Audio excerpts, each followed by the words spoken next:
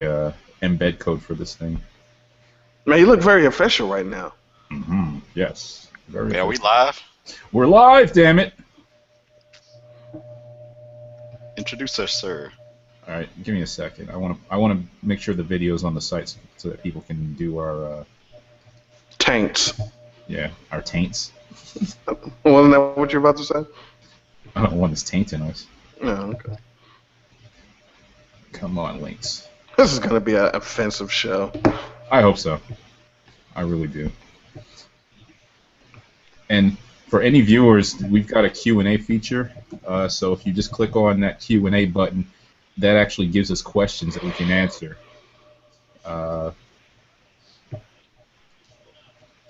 Apparently it's disabled. What the hell? Well, anyway. You just lied. Yeah. Anyway, just send us tweets. You got to turn to activate chat before you go live. Before you go. Oh, man, it's been You gotta masturbate chats.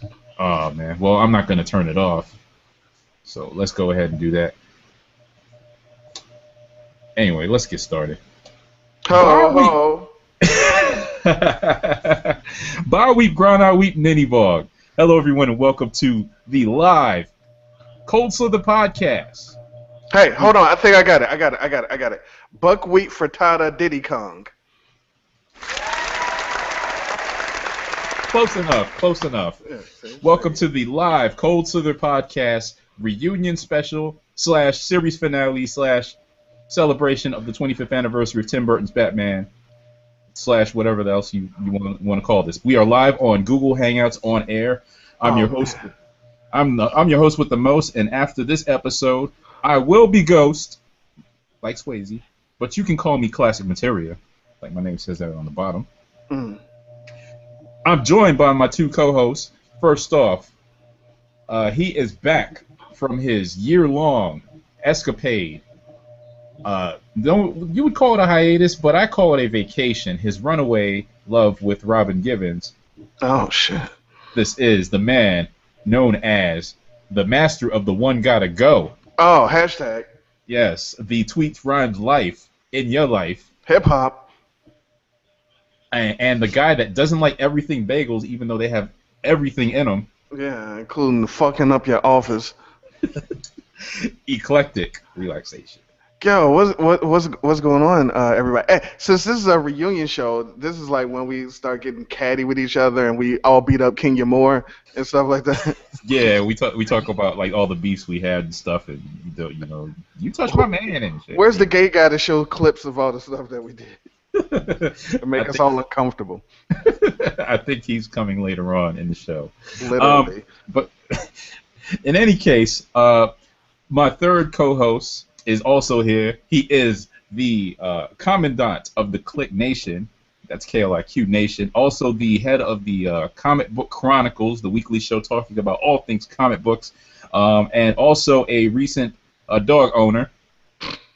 So he's got his own version of Spider Dog in his crib. He is known as Tim Dogg. So you're telling me this isn't an intervention? No, it's not an intervention. No. If you got some problems that we should know about, That Tim, was an intervention for you. Tim, when you bought Superior Spider-Man 3, it really made me feel a certain kind of way. And I don't like what it's doing to the family. When Superior Spider-Man ended, my life ended. So all three of us are back. The gang is back. The band is back together. The gang is all here. We've got some people watching. Shout out, of course, to Chris Tansky, or Tank from the Underscoop Fire. Tanksky love. Exactly. So glad he's there. Beauty Jackson is also watching. A few other people. Damian Green is watching and checking in. The world is watching. As you jump in, I will add you to this, and you can be live with us. But we're gonna get to talking, and we're gonna get some good things going. So don't worry about that. Let me go ahead and do that, Tim, while I'm talking. But guys, let's do a quick update. It's been a year, damn near, actually a full year since we've all been gone. So what's been going on with you guys in the last year? Well, for me, After a successful 4-episode stint as Homeboy number 3 on Low Winter Sun, uh, I opened up my very own day spa for Badgers and Pumas. I did that. I went on an all-inclusive trip to Sioux City, Iowa. I did that. I vacated out there. I started a Kickstarter to bring back Zima, Crystal Pepsi, and Gatorade bubblegum. And I was a kneecap and ankle print model for a small stretch before settling back here. Nice. Yeah. Been around the world and Yes. So wait, all this stuff you've done, we didn't even talk about One Gotta Go, Tweets Rhymes Life, Cinderella, Kwame, all that good stuff you've been doing on Podcast EDP or Eclectik. Oh yeah. Well, in my spare time, I also host a couple of podcasts. So the Tweets Rhymes Life Twitter handle corresponds with the Encyclopedia Hip Hop Podcast, where yes, we had Grammy Award winning Spinderella back again on the show. We had hip hop pioneer Kwame on the show, and there's some other things going on. We're counting down years of hip hop. Currently, we got 90 done, and we're gonna go to 91. The EDP, Eclectic Discussion Podcast. Let's see, air quote season 3 for season. I don't know. It's a lot of solo shows with just me ranting like a lunatic about stuff. We got we got a whole show about my quirks. We got a whole show about things that piss me off. Spinderella did come back on that for that season. There's some other stuff coming. The show isn't dead. It's just actually somehow season 3, as far as downloads, has been the most successful of the season. Like the Kwame episode went to like 20,000 downloads, and one of my solo ones was like 15,000 somehow. I don't know why people listen to me, but so that's the thing. Yeah, so I did that, and my hashtag One Gotta Go, a great online Twitter game, which if I could figure out how to make money out of it, I would, and retire and never talk to you guys again. Well, we look forward to that day where you can make money, retire. We hope to still talk to you, but at least in passing. Oh, not even that. Okay. No. Well, that's been Eclectik, folks, and you can, of course, follow him at his at Eclectik or at Podcast EDP, all that good stuff. Tim Dogg, you've been quite busy in the last 364 and a half. Let the folks know what you've been up to. Well, first I'd like to say how big an honor it is to be sharing this video screen right now with the internet celebrity like Eclectik. Oh, Lord. But for myself, just still got the Click Nation website going. That's theclicknation.com. And we have sparse episodes, but when the gang is all together, we do try to get some recordings in for everybody. But if you like a weekly show that's on every Thursday night, 9 p.m. Eastern Time, that would be the Comic Book Chronicles, which I do with a couple other fellas, Dirt, Agent 70, and Roddy Cat. And we just basically... Yes. Yeah, that's the Comic Book Chronicles sound effects there. We do the comic book reviews of the week, and we discuss news ranging from comics to TV to movies, etc. And as Classick mentioned at the beginning of the show, I am now a dog owner. My good man Moby over here laid out like he just had a rough day. No, with a name like Tim Dogg, it seems like this is far overdue. This is true. This has been a long time coming for people that know me personally. But yes, he's a good boy. He hasn't torn my house completely up yet. Wow. Oh, and for anyone that's going to be in the Charlotte, North Carolina area this weekend, there is Heroes Con, which myself and Roddy Cat will be attending. So look for us. Tweet us send us tweets, and Roddy Cat a tweet at Roddy Cat, and I am at Tim Dogg98 and at the Click Nation. Yeah, and I got to give a shout out to you for the Comic Book Chronicles. Even after our show went off the air, I was still kind of joining up with you guys for a few weeks, and then I stopped just like doing everything all together. My chair, Roddy Cat just went in there and like kept it warm, and you know what? It's his chair now. And he says, oh, man, I'm just holding this down for you when you come back. I'm like, dude, you read a lot more comics than I do. So, you know, major props to Roddy Cat for holding that show down. And, of course, Agent 70, my homeboy from way back. You know, I see you guys doing that. And you do a great job with the Comic Book Chronicles. It's blowing up. You guys are having, like, creators and artists and all that good stuff on. Wow, must be nice. Yeah, I know. So, you guys are doing some... This is our last show, like, on... All three of us. Oh, so that means I won't be able to do this again. Daily operation: get girls, get got green, got guap, groovy gooly, 98, Tim Deal Double G, Going global. Going global.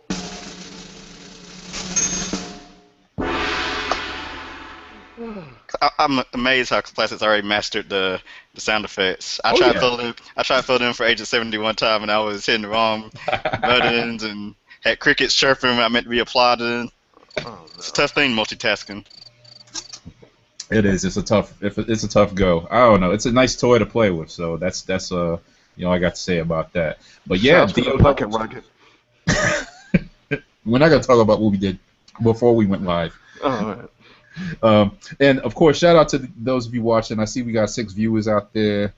Keep the 7 Which is viewers 7 or 8 more than we usually have. Yeah, exactly. And of course, we're gonna have many more listening in when we load this podcast up as its final, and that's gonna have some, you know, classic, pardon the pun, Cold Slither Podcast editing overlaid on it. I guess I should talk about what I've been doing for the last year. I'm the reason why the show got canceled in the first place. Yeah, Tim and I never released our No Vaseline studio disc. Yeah. That's gonna be on the after show. Yeah, that's gonna be on the DVD extras. I guess I could come up with a creative reason for why, but basically, like Jack Bauer, I ran afoul of the Chinese and the Russians at the same time. They was all hunting after me. I had to lay low. So that means that meant no more podcasting for a while. That also meant that I had to change professions. I was calling myself the BMOC, aka the Black Man on Campus, but I'm actually older than most of the students there, so I'm the old Black Man on Campus. So basically, going there, continue my education, doing that, working part time, bothering Mrs. Classick full time, and I actually got back into the podcasting world this past spring. So as of a month ago, I was starting up with the return of Jack Bauer in 24 Live Another Day. I started up a new podcast called Another 24. And thank you. And basically, it's just a recap show. Each week, we recap episodes of 24 Live Another Day and talk about it, and you know, in the typical Cold Slither podcast fashion.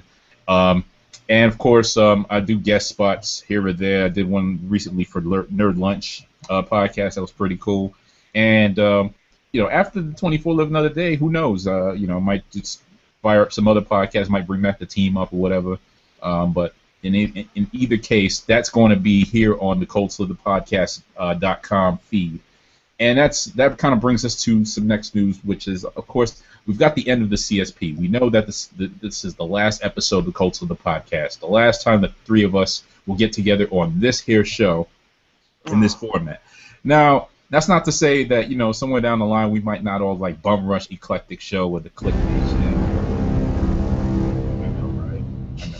You know, got to do the Brown there. But yeah, so that's not to say we won't bum rush some other show and, you know, just, you know, take that over and have an unofficial reunion like the guys from Full House do all the time, you know, Uncle Joe. Okay, then look for us on the Tonight Show. Yeah, look for us on like a yogurt commercial or something, or whatever. Yeah, Mango. Oh yeah, or a beer ad. That's it. Yeah. Beer and yogurt together, a yogurt flavored beer. So yeah, 5 Eckies. Icky Eckies. And shout out to the 9 viewers now in the spot there. You know, keep that number growing. Tell a friend or foe about the Cold Slither last series finale show. And since this is our last show, everyone is viewing. You need to be viewing Bottomless. Exactly. That's just how like everyone. Better watch now. Yeah. Might as well do it now. But yeah. The podcast is over, but the site is still up, and it will remain up And basically what we're going to do is we're going to start putting other podcasts under that Cold Slither Podcast brand and umbrella. So as with Another 24, you hear that at the beginning, it's a Cold Slither Podcast production or presented by the Cold Slither Podcast. We're going to start doing that with a lot of shows and make that the joint. So that's kind of where that goes. That's how it's going to play out. And we're going to basically keep that going as long as you keep us going. So just keep listening, giving feedback, telling a friend, all that good stuff. Till like 3 years from now when we all get together and do the Mode Bitter podcast or something. We might do that. We might do the real reunion special with like John Spider, Sally, or somebody talking about. So what was it like? That's it. Yeah. Can we upgrade and get Vinny Microwave Johnson to do it? I was gonna say we're like the NWO or the Four Horsemen, just keep coming back. Exactly. That's it. Dibs on Horace. Horace Hogan. I'll be the disciple. That's it. Yeah, Brother Brood-Eye. So Tim's gonna be the Great Muda. That's where that's gonna be at. NWO Japan. Real quick, I wanted to ask you guys before we get into our topic du jour. Not to be confused with Prince de jour. Yeah, or du jour from Josie and the Pussycats. That's it. Yeah, get on your motorbikes for du jour. Hey, it's like we never left. Not at all. You know, the three-man weave is still strong with the three of us. What were some of your favorite or fondest memories of the Cold Slither show that we did, the 2.5, 3 year run, the 3 seasons in a movie that we did? Remember when we were going to record and Tim dissed us and bailed and did some other bullshit and we had to do it alone? Great time. I went to We went to the George Clinton concert. Yeah, George Clinton concert. You Funkadelic All-Stars. I hope you got lucky that night, Tim. I hope it was worth it. Oh, you can't say that now. Mm-hmm. You can't say who he funked right on up. Oh, yeah, Tim is booed up now. He can't talk that way. Yeah, I was going to say, my favorite memory would be the very first episode we recorded in Lost. Oh, shots fired. Ladies and gentlemen, we still have yet to redo that podcast, which, just so you know, was the greatest show we've ever recorded. Oh, I got the sound effect for that. I messed up. Yeah. That was the greatest show we ever recorded. It was perfect, and yeah. You got to add that we also stayed up till like, 3 or 4 in the morning? We did. We were talking out the ass, and again, so. Great times.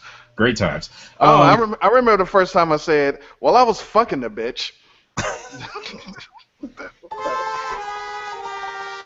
For no reason whatsoever. All right, let's do it this way. What were some of your favorite topics that we did for shows for? Like, we were all here for the Last Dragon episode, right? Yeah, directed your pizza. Yeah. We actually all watched it. Yeah. Yeah. Remember when we also used to do I guess this is still falls under Cold Slither when we used to, the Wrestlecast? The Wrestlecast. Oh my God, why were we doing Wrestlecast? It had so much potential. It was supposed to be Mystery Science Theater 3000 meets wrestling. Yeah, but for a 3-hour Raw, that was a pain in the ass. And then we started doing like the last hour, the last 2 hours. And then we did the last nothing. And then we started doing like TNA wrestling, and that was like worse. And, hey, listen, TNA is great. I remember one time I did a 2-hour SmackDown WrestleCast by myself, just talking. And it was like, I was trying to be better than Michael Cole, which actually worked, but it was just boring as shit because I was running out of things to talk about. I was like, during the commercial, I was like, so who knows what's going to happen when John Cena has to face The Miz? Did you have the nice cutaways to the commercial breaks? No, I didn't do commercial breaks. So I just kind of kept talking through the commercials. Because I didn't want any silence or dead air because I didn't want to edit the WrestleCast, But we'll be right back. Some people were listening, and the WrestleCast site is still up. With our Hall of Famers and all our good stuff, I still post wrestling videos and other tweets from WrestleCast on there. So check that out. Let's see. What about when we did a PBS show? Yeah, we did that. We did the PBS show. And we talked about every damn PBS show they ever had. We talked about like Ghost Rider and Sesame Street and all that good stuff. It was crazy. Reading Rainbow. And how about Reading Rainbow came back and they got like LeVar Burton got like $1 million in a day? Yeah, I don't understand how that happened. Kids grew up on it. They remembered that. Oh, you grew up on it. Look at you. You grew up on it. Made money. You know. I'm glad he didn't use that. If he uses that on his show, me and him gonna have some words. Like, I'm LeVar Burton. You grew up on it. That's Like, it. oh, okay. I'm about to read your rainbow, fool. Oh no. Ladies and gentlemen, no. Actually, that doesn't sound right. What was the episode that I had okay, I guess you could say which one. That episode that I got into the argument with the guests. Like everyone. You got in the episode. You got an argument with Feminista Jones when we was doing the Michael Jackson versus Prince. You got an argument with Say That Again when we was doing the Ninja Turtles. No, when we was doing. You got in the argument with Say That Again when we was doing the Ninja Turtles, but it was an argument over NBA basketball. Oh yeah, that's it. Yeah, shout out to Feminista Jones and Say That Again. You got an argument with. I think that's about it. I'm so lovable. Yeah, the ladies, love Eclectik for some reason. That's it. We can't overlook the skits we used to do. Oh, the Cobra Commander skit. I reposted that episode in our Cold Slither archive. I think yesterday or today, and someone, I think it was Meister Shake, had never heard it before, and he's been following the show for a long time, and he said he was dying laughing. Damn it, Meister. Yeah, that was a funny skit. I reheard that one, and shout out to Your Hood Lawyer. She was there with us for that first skit, and for our first full episode after our premiere. I think it was actually our third episode. Wasn't she on the Family Matters episode? Yeah, that was it. The sitcom Conspiracy Theory. Yeah. That was a good episode. We talked about Carl Winslow and Philip Drummond and all that good stuff. That was good. Yeah. Yeah, girl went up the stairs and we're blaming it on. Yeah, she went up Carl the stairs Winslow. and came back down. You know. Shouts to Judy. Yeah, I'm just checking. All right, I'm just checking out some of the Lamar Revengers in the house. And out of all the Revengers, he's my favorite. Oh, we're gonna have Lamar Revenger. He's gonna momentarily. I want to get him on screen and talking to us because basically we need to shower him with praises and garlands and wreaths and beers. Cheers. No, come on, dude. It's not that kind of. Wait a minute, are we recording? My bad. I'm sorry. What's the drink of the night? Classic. Yingling, traditional lager, free commercial, free pub for you guys. Shout out to the local Safeway, which had it on sale. So I'm having a Zima. Okay. Something different. You're not having a Crystal Pepsi? That's for later. That's a nightcap. Another good episode I remember was the fast food episode. Fast food episode rocked. We talked about all our favorite fast foods from back in the day. Very controversial episode. It was. Was that the origin of cold ketchup and room temperature ketchup? No, cold ketchup, room temperature ketchup was all the way back at episode 2 or 1 or 0.5. Like you guys were talking about. I think Eclectik said something about cold ketchup, and then I started the next show saying I got a bone to pick with you guys with this ketchup. Yeah. And y'all were like, but cold ketchup on hot fries, it's a great thing, It's incredible.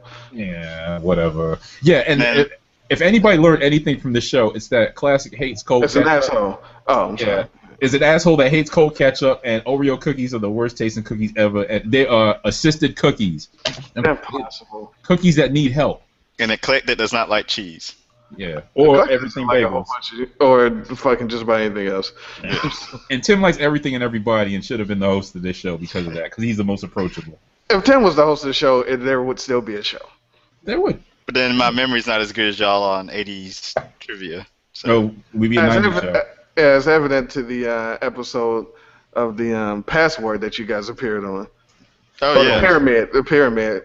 Pyramid. Yeah, we got our pyramid rocked. Is what happened. We did the Vipers coming. Remember when this was supposed to be more about G.I. Joe? It was, and we started to go that way the last, I guess, for a few episodes. We did the Cobra Claws coming, where we talked about the Christmas episode of G.I. Joe. In fact, we talked about a whole bunch of Christmas episodes of different shows on that first one. And then we did the Vipers coming. We did the Cold Slither episode. That was pretty good. And the one you lost. Yeah, and of course that Pyramid of Darkness and all that good stuff. So. Did we ever watch the the actual Cold Slither episode? Yeah, we did, didn't we? We watched it and did a show on it at the same time. That was pretty good. Yeah. So there's that good memory of mine again. Yeah. We did a Superman show. Yeah. With your friend. Our friend. Yeah. In the locker room. At the Disney afternoon show. That was the joint too. Somebody even pulled up the website. Yeah, we did that. You can cheat. Mm-hmm. We did the Scooby-Doo episode with our homegirl Nick Jew. That was a funny episode. That had the whole backstory of Velma. Yeah. And that was another skit we did too. And that was everybody should listen to that show. Go find that show. I mean, you talk about conspiracy theories. We went all over the map with the conspiracies about Scooby-Doo and Shaggy. And rest in peace. I got to do the rest in peace. Way to bring down the room classic. But I got to do this. Rest in peace to Casey Kasem. Rest in peace to, of course, Dr. Maya Angelou. Rest in peace to Tony Gwynn. Yeah, I had to go because for some reason every time I think about Tony Gwynn, I think about Kirby Puckett because he passed away a few years back and he was a great hitter too for the Twins. But Tony Gwynn was for the Padres and he just passed away recently. Anybody else asking about anybody else? Look, I can't do rest in peace for everybody that passed in the last year. Just I'll help. Sorry, everybody died. There it is. Yeah. There it is. But Casey I got a Kasem. beef for rest in peace, man. Rest in peace is stupid. All right, no, I don't mind the rest in peace. Here's what I mind. Is the variations when people do them. I don't mind when people use them, but I mind that people feel the need to do more. You don't like rest in power? No, rest in power and rest in paradise. That's cool on its own. No, but when people stack it on top of your rest in peace, rest in peace is cool, but rest in paradise to this guy. Like, what is this? LL Cool J and A. Marie? Seriously, you got to do that, my brother? Really? No, listen. This is, and I'm sorry, I'm not saving it for the Shark the Cockpit because last show. Yeah. Rest in peace is dumb because you go on Twitter and people are tweeting rest in peace Casey Kasem. Who the fuck is that for? Casey Kasem was dead. Who's reading that? And his family is not following the plug. His family is not following you. His family pulled the plug. Exactly. They're throwing fucking cupcakes and pies at people like crazy eyes. They're not. We're gonna have a whole episode on what pisses Eclectik off on Twitter. Yeah. Oh, he has that on podcast. I already got. I did. Yeah. Listen to my show. Yeah. No, I actually did listen to that episode. AKA the Get Off My Lawn podcast. Yeah, I'm just saying, man. The rest in peace is so done, and it's self-serving. It's for people that want attention because they go in there and say they want to be the first person to let you know somebody died. So then it's rest in peace. It's not for anybody. It's for you. You're not even following that person. You don't even add them. So it's not fucking. Calm down with your stupid rest in peace. Rest in piss. That's what you do. You rest in piss. Rest in piss. I've never been that drunk. Interesting. That's right. I'm only on half a beer and I'm not going to rest in anybody's piss. That's just you can rest. You can relax. Something's wrong with you, buddy. So dumb. Well, anyway, let's get back on track here. We got more sorry, time to be angry and shake our fists at the world. So we're going to be here till 9-ish. I actually extended it by 30 minutes, but I know Eclectik's got to go because, he's one got to go? One got to go. Three of us here, one got to go. But you forgot to give a special shout out to Stan Bush, by the way. Stan Bush. And I didn't want to do that and bring you guys down because you guys weren't there. What, he died too? No. The fact that we did an episode with the great Stan Bush. Without us. Tim, remember when we really wanted to talk to Stan Bush about Transformers and that we got to touch and Classick sent us a cease and desist and kicked us off the show and said he was doing it by himself? Yes, those were good memories. Yeah. There's many times where he tried to end the show. He literally tried to end the show. Then it was going to be the Classick and Bush show. It was going to be Classic Bush. Classic Bush. Yeah. But it was going to be all. It was going to be all about 70s. Looking for ways to elbow us out of the way. Yeah, Classic going solo. That's always been the problem with the show. Is I've always been threatening to go solo.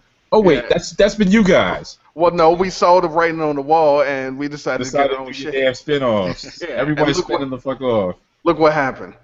But yeah, anyway, that happened. That was the thing. I'm sorry. Go ahead. But that was also a great show, and Stan Bush is a great friend of the show. I sent him a tweet, letting him know that we are doing our last show. He's like, "Hey, man, best." It's like, who are you again? Yeah, yeah. But yeah, Stan Bush. What was I gonna say? We should get back on track. Even we'll have more time for memories and get more people in here. But let's get to the topic at hand, folks. The reason why I wanted to do this show too, especially at this time of year, and people like Classic, why are you doing a damn finale now? This is June of 2014. 25 years ago, this month, in fact, next week will mark the actual date. Batman 1989 was released. Tim Burton's epic movie, a tale of Bruce Wayne, millionaire playboy, becoming a costume vigilante and fighting against the Joker, played by Jack Nicholson. That was the movie. Batmania was running wild. Oh, shit. And it was actually one of the greatest movies of all time. No, I'm sorry, I'm not gonna say that. But it was it basically kicked off the super Godfather, then Batman. That's the list. Godfather, Star Wars, Batman.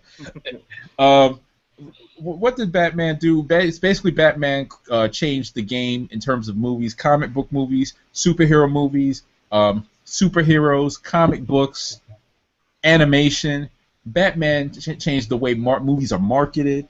It changed the way movies are made. And it gave us all these awesome superhero movies that fanboys just lose their shit over now. You see trailers for Guardians of the Galaxy and go, oh, that's gonna be great. You can thank Batman, 1989. Shit, they invented trailers with Batman. Yeah, they invented trailers. Very first. That was like the first comic book movie, or at least for an A-lister. How dare you besmirch Christopher Reeve in such a manner? You know what? Oh, that's right. Yeah, I don't really recognize Superman, so. Oh no, yeah. That's because he wears glasses. It wasn't the first, but it basically ushered in a modern era of comic book movies, because up until then it was Superman, Supergirl, and it was like that was it. I don't even think Marvel had any movies. We don't count the 70s Spider-Man with the speaker eyeballs. That shit was never in theaters, and if it was in a Pee Wee Herman theater. It wasn't in a real theater. Come on. Make sure you duck at the climax. I like what you did there. Mm-hmm. Yeah, special effects. So, Batman. Tim, how old were you in 1989? 2. Shit. I was 9 years old. So you did a ton of research for this particular topic, and of course, Eclectik. I was 42 in 1989. And I must have been 6. So between the three of us, we should have some great fond memories of Batman. Why was Batman so important? Well, there was a lot of build-up and hype about the movie, a lot of high expectations for the movie. This was basically after Superman. This was the movie that was supposed to be next in the progression. You had the Super Friends. You had Superman, Wonder Woman, The Flash, Batman, Aquaman. Shout out to Aquaman. But for some reason,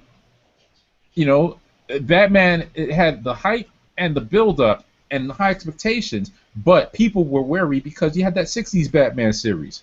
Of course, Eclectik got that on his avatar there. The 60s Batman is my favorite Batman. Yeah, that Adam movie West, is my favorite Batman movie. The 60s Batman is everything. But when they announced that movie was coming out, somehow everybody everybody wanted to see it. It was the most anticipated everything. It was like people you didn't even know cared about Batman or knew Batman, or they were just like, we got to see this movie.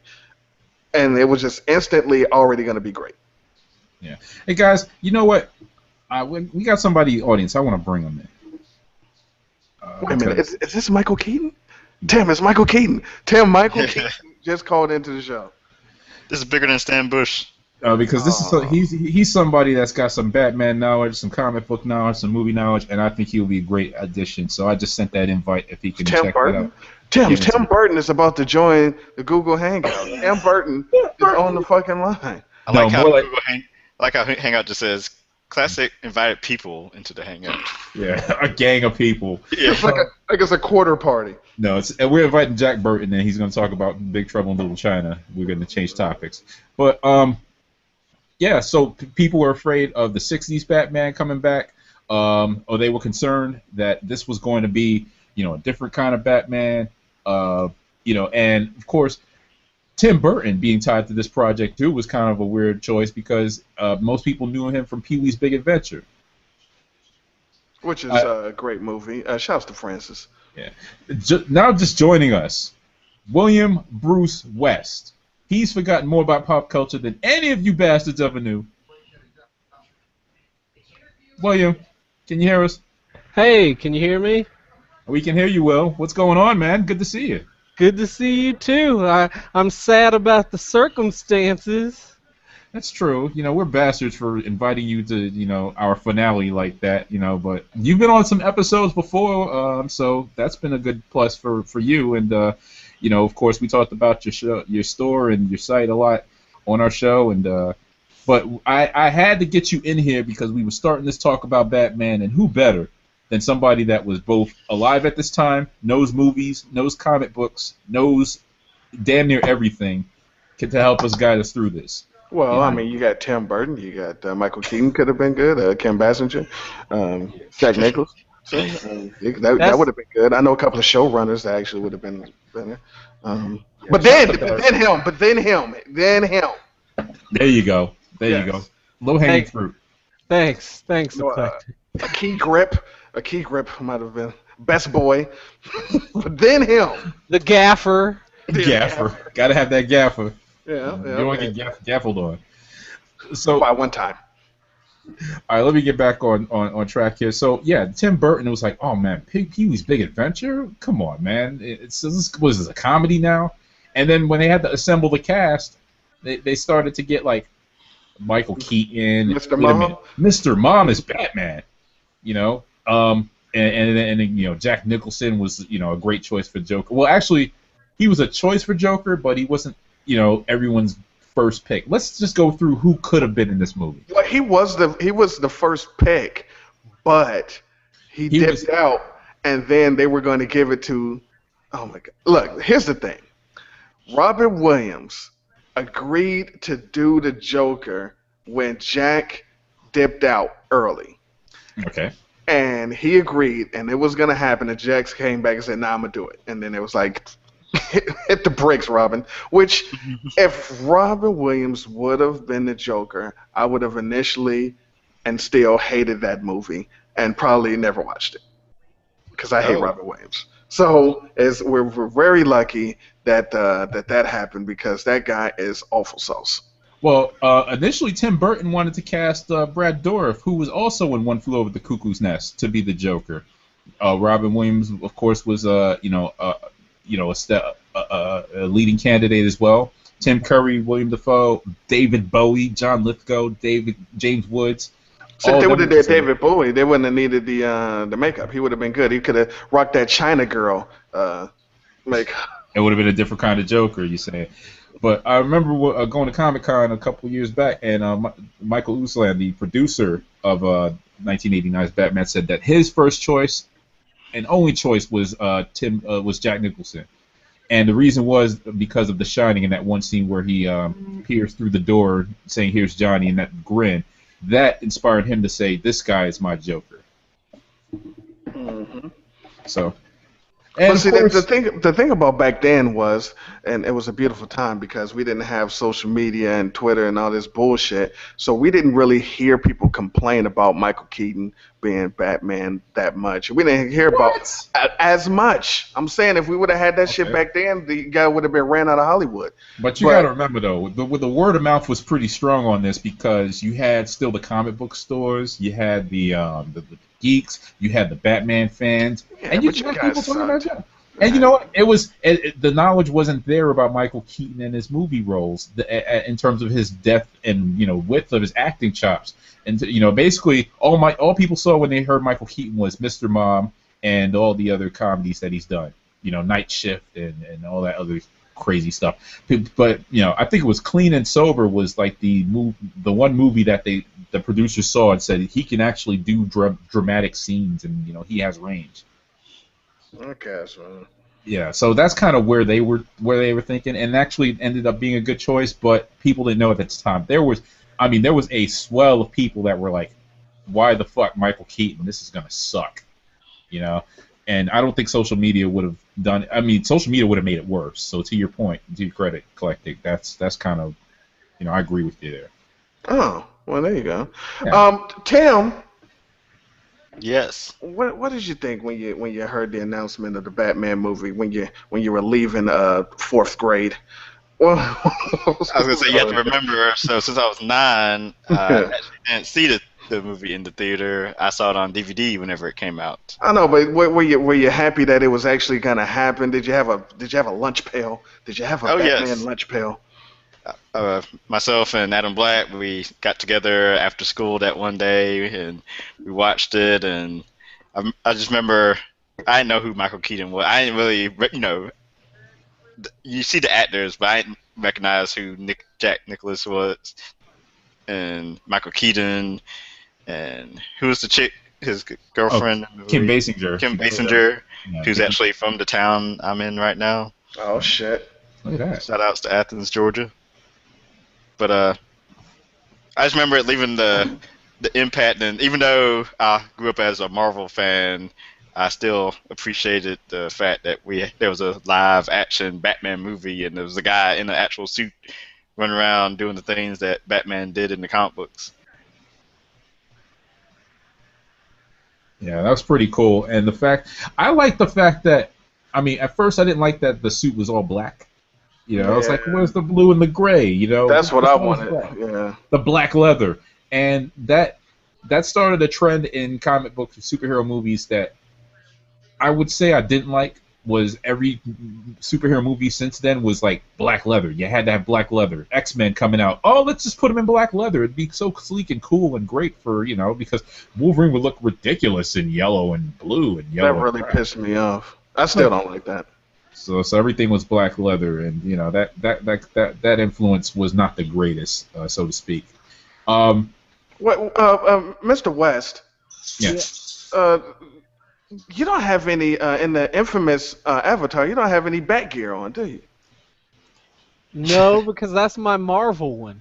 Oh, do you have a DC? Do you have a new 52 Avi that's gonna come up soon? There was a planned DC one, but they just don't make good stuff. So I stuck with Marvel. That is factually accurate. Hashtag DC stays losing. That's terrible. That's terrible. They make great stuff. No one talks about Arrow. You're not going to have a hood from Arrow or, the wings from The Flash or whatever? Nah, that kind of sucks. Nah, Okay. Well, guess not. More about the cast. Vicky Vale. It was Kim Basinger. It could have been Sean Young. Boo! What did she break something? She went on She broke her leg.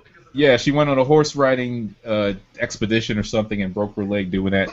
Ladies, if you're gonna have a major starring role in a huge blockbuster film, don't go horseback riding or anything that's gonna ruin that. Just don't. Can we just say that horses clearly don't like DC Comics? Oh, it's not too soon. That is true. That's true. You can't dispute that. Don't like horses, they've been keeping our sisters. No, I'm not even gonna go there. Hashtag broken hymen.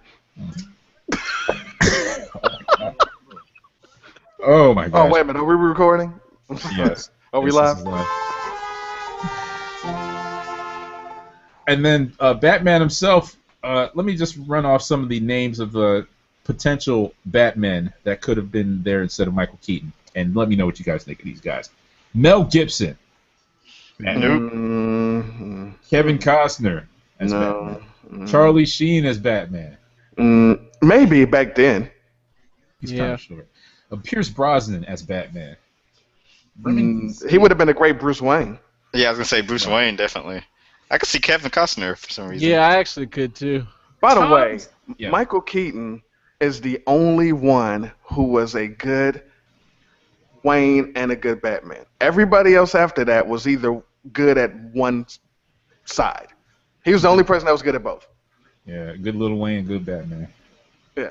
Yeah. Everybody else, you know, they only succeeded. Most of them only succeeded at the Bruce Wayne side.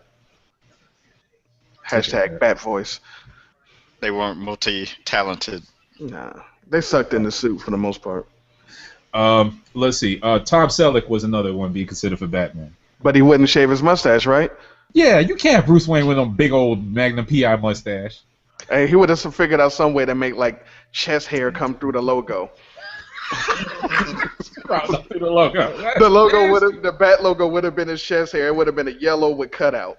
I was gonna say he'd be the reverse Red Hulk, where his mustache disappears, where he turns into the Hulk. Right. And finally, for consideration for Bruce Wayne / Batman, originally Bill Murray, straight out of Ghostbusters. I'm still waiting for Murray Batman. So basically, just named all the big time stars of the '80s. Yeah, basically they wanted to do that stunt casting really hard. No Eddie Murphy, huh? Hard. No Eddie Murphy. But the rest of the forgetting one more thing though. What? We almost had Jack Bauer as Robin. As Boy Wonder. Yeah, I was gonna get to that, but Kiefer Sutherland, they actually had him. I don't know if they had him fully cast, but they had the Robin role written into this initial script for this movie. Mm-hmm. And then they basically, during rewrites, they took him out, and they was gonna just do a cameo, and then they took out the cameo because they were like, it's too soon. It's like year one. But that storyboard. Do you see the storyboard on YouTube? That looked like it would have been when he was on the horse and Alfred gave him the costume. Yeah, in fact, I watched it earlier today in my Batman anthology DVD set that I got from Will's World of Wonder. Cheap plug. From the homie William Bruce West. He has everything. WillsWonders.com. If he can't find it, if he don't have it, he can find it. But it's more than the shit you have. If you want if you want an action figure, you go to this guy. You want a DVD. You want a Poison Ivy fleshlight. He has the guy. You say fleshlight, did you? Yes, he did. The official Poison Ivy fleshlight. You get it. Oh my gosh, I don't even know if that's official. I don't even know if that's deductible. It might actually have an Aquaman flashlight too. Yeah. What if you're allergic to that? That's not, too helpful. Well, the beauty is it's the Poison Ivy one, so it's all organic material. Oh, okay. Yeah. Okay. Gluten free. It's going green. Oh my goodness. Go green with that. Watch the orders come in to this guy after this podcast. Yeah, I'm just checking out some of the what do you call it? The comments here. Good it wasn't Sean Young, dang on the horses. Eclectic really likes nothing in life. Shots fired. That is also factually accurate. I hate black leather. Wait a minute, black people. You know you just said you hated black people? Do you know you just said that? Black leather. Tim, where's your brother Adam Black? What is that? Match.com? What the fuck is going on here? Paul Pee Wee Herman Rubens as the Joker. That's from Rodney Love. That would have been dope. William Devane as the Joker. He's not doing shit now. Rest in peace to President. Yes, we can. I'm sorry. Let them play. Yes, we can. No, he's President. Let them play. I'm sorry. Yeah, those that listen to another 24 know who I'm talking about. Wait, President Let Them Play's dead? Spoiler alert! Oh, no. I just listened to the CT episode like 3 hours ago, and I forgot there was another episode. Well. Yeah, it just went down yesterday. But you could tell from the preview that was going to go down. I mean, that's why you're not supposed to watch previews. Yeah, exactly. I'm not even watching this season. I just listen to the podcast to keep up. Like, I can't. That's an endorsement for your ass right there. Thank you. That's how we do it. Here in Cold Slither Podcast world. The Cold Slither Podcast Network.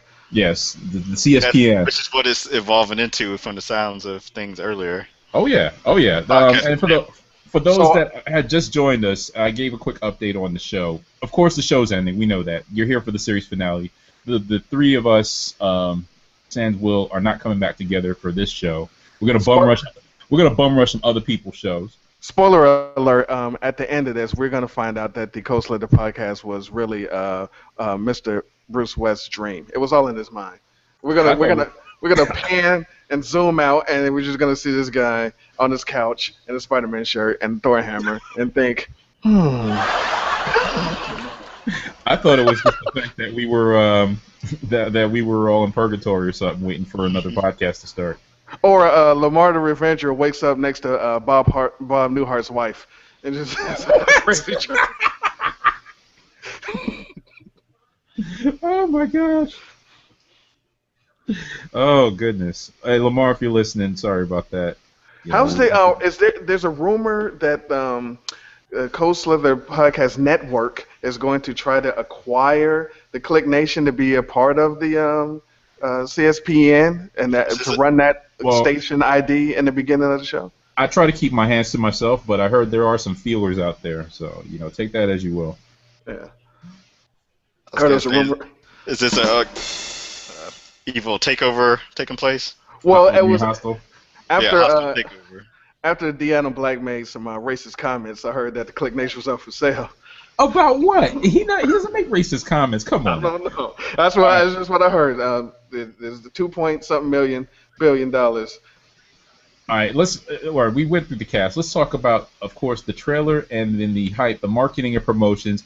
Batmania was running wild in 1989. In fact, before the 1988, but going into 1989, you had the poster. You had the poster had just the Batman logo, the logo from the movie, just that, and people were losing their shit. Like, oh my gosh, 3D logo, and it's got the yellow and it's got the black emblem and everything. Oh man, this is awesome! Can't wait. Did any of you guys have that poster? No, my friend had the poster. I didn't have it. I was a little pissed off about it as well. I had a variation of the poster, but it was like the one with Michael Keaton dressed in the Bat costume, and he's just like kind of hanging out, and it said Batman at the top. I had that poster. I didn't have like the Bat signal poster or the Bat emblem. But you had the poster. You had T-shirts coming out, official T-shirts and unofficial. This was around the time that 1989 was around the time that they had like I think a few years earlier they had like the Disney characters with the airbrush, the hip hop, and it was like Yo Baby Yo and all that stuff. So people started just bootlegging Batman characters on posters with the airbrush or on T-shirts. So you had like Batman and the Joker, and it was like graffiti and stuff, and people were just going crazy with that. And people started having like wearing Batman caps, Batman sneakers, Batman, and this was before the movie trailer hit. Listen, I had an incredible bootleg Batman T-shirt. It was wonderful. I mean, it was blue. It was all black T-shirt, had blue highlights because I guess they didn't know that the movie was coming out. He wasn't gonna wear blue and gray, but it was blue and everything. I had me and my friend. We had got the shirt. We got the same shirt. Then we got some black shorts, and they were selling the yellow Batman buttons. And so we took the Batman buttons and put them on the shorts, and we had Batman everything. And the Taco Bell had the tie-in with Batman, and then they would sell the cinnamon crisper twisty deals, and they had a Batman logo on the little paper pouch. I took one of those and I taped it to my wall. I had Batman everything. I had the cinnamon crisper Taco Bell, I had the Taco Bell cups in my room. I was ready for the movie, and we would go play basketball in Batman gear, and we would do everything. And around this time in '88 and '89, they were replaying the '60s show, and I still can't wait for the box set. I can't wait for that. But we would watch the '60s show every day after school. We'd watch Egghead, Vincent Price, and Eartha Kitt, Catwoman. Yeah, we loved it. So then Newmar, Catwoman. Who was the third? Oh, who played Batgirl? What was the name of that lady? Yvonne Craig. Yvonne Craig. And shouts to Batgirl because she had the cool theme song that people slept on. She had her own theme song on that joint. But so we were ready. '88, '89, couldn't wait. And then I got in trouble at school, and I was officially banned from seeing the movie. What'd you get in trouble for? I don't know. I beat somebody up or stole something. Who knows what the fuck? I was degenerate. Debo running around the halls. Yeah, I was a degenerate. So I got in trouble, and because of all of this shit that I amassed, and my room was a Batcave. Shouts to the Batcave murders, but my room was a Batcave, and so the best punishment they could come up with was like, all right, you know what? You can go outside and play. You can ride your bike. You can do whatever the fuck you want to, but you will not see that movie. And I was distraught. I didn't see the movie. I was like Tim, Daily Operation Get Girls and Get Green Goblin. So you wasn't like King from House Party? You didn't sneak out to go see the movie? I couldn't. I didn't have a car. I didn't have no money. So Eclectik was trying to figure out how to tie bed sheets together. Yeah. What were the rest of y'all doing? Tim, I think you might have been like in play school, preschool, or whatever. When did you first see the movie? Let me ask you that way. Saw it in the comforts of my own home. For one. Was it on TV? No, it was DVD. I actually had to wait for it to come out on DVD. So that was probably in those days. That's probably like a year later after that came out in theaters. Wait, DVD or VHS? It had to be VHS. Oh, VHS, whatever. I'm like, in 1990. You saw it on Blu-ray. I saw it on tape, and actually, yeah, it was because we bought it, so it's probably still at my parents' house. Now that I think about it, got that VHS. Where were you when Batman came out? Did you see it in the theater? What was your experience like? As much as I remember Batmania, because we forgot to say, people were also getting it shaved in their heads. The haircut. That was a thing? Yeah. Oh, man. Yeah, get that symbol shaved in the back. So, I remember Batmania, but I completely don't remember it ever coming out in theaters. I don't know what happened, if I'm repressing some memories or something, but I remember I got it for Christmas. And so I first saw it on VHS like Tim, because I was 8. So, yeah. Okay. All right, before I get into my Batmania, I got Classick was in the shower all along. I'm reading some comments here. Let me go into some comments about Batmania.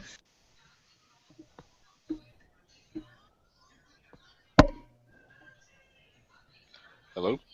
Brenda Stacy. Can you hear me? Well, now. Yeah. Okay, that was weird.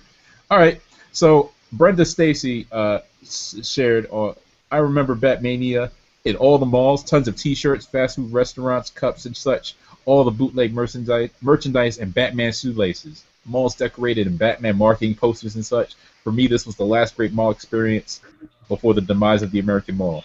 And then she writes again, high top fade with a bat symbol. Yeah, buddy. And more stuff about me being in the shower. I don't know what that's about. Oh.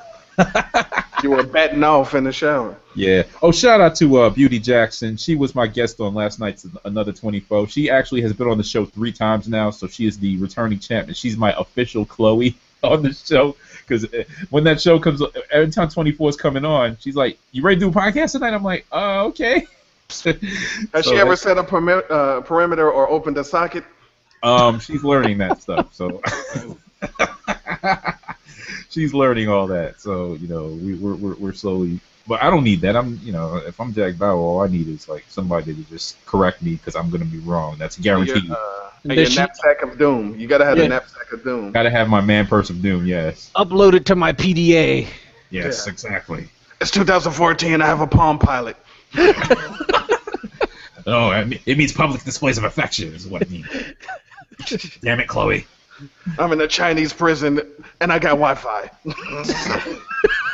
But for These me... quotes from Another 24? No, this is just with us being stupid. But, yeah, listen and you'll find all that good stuff. But you hear all of this banter, and you realize this is the last show. You guys want more of this. Yeah, you know what?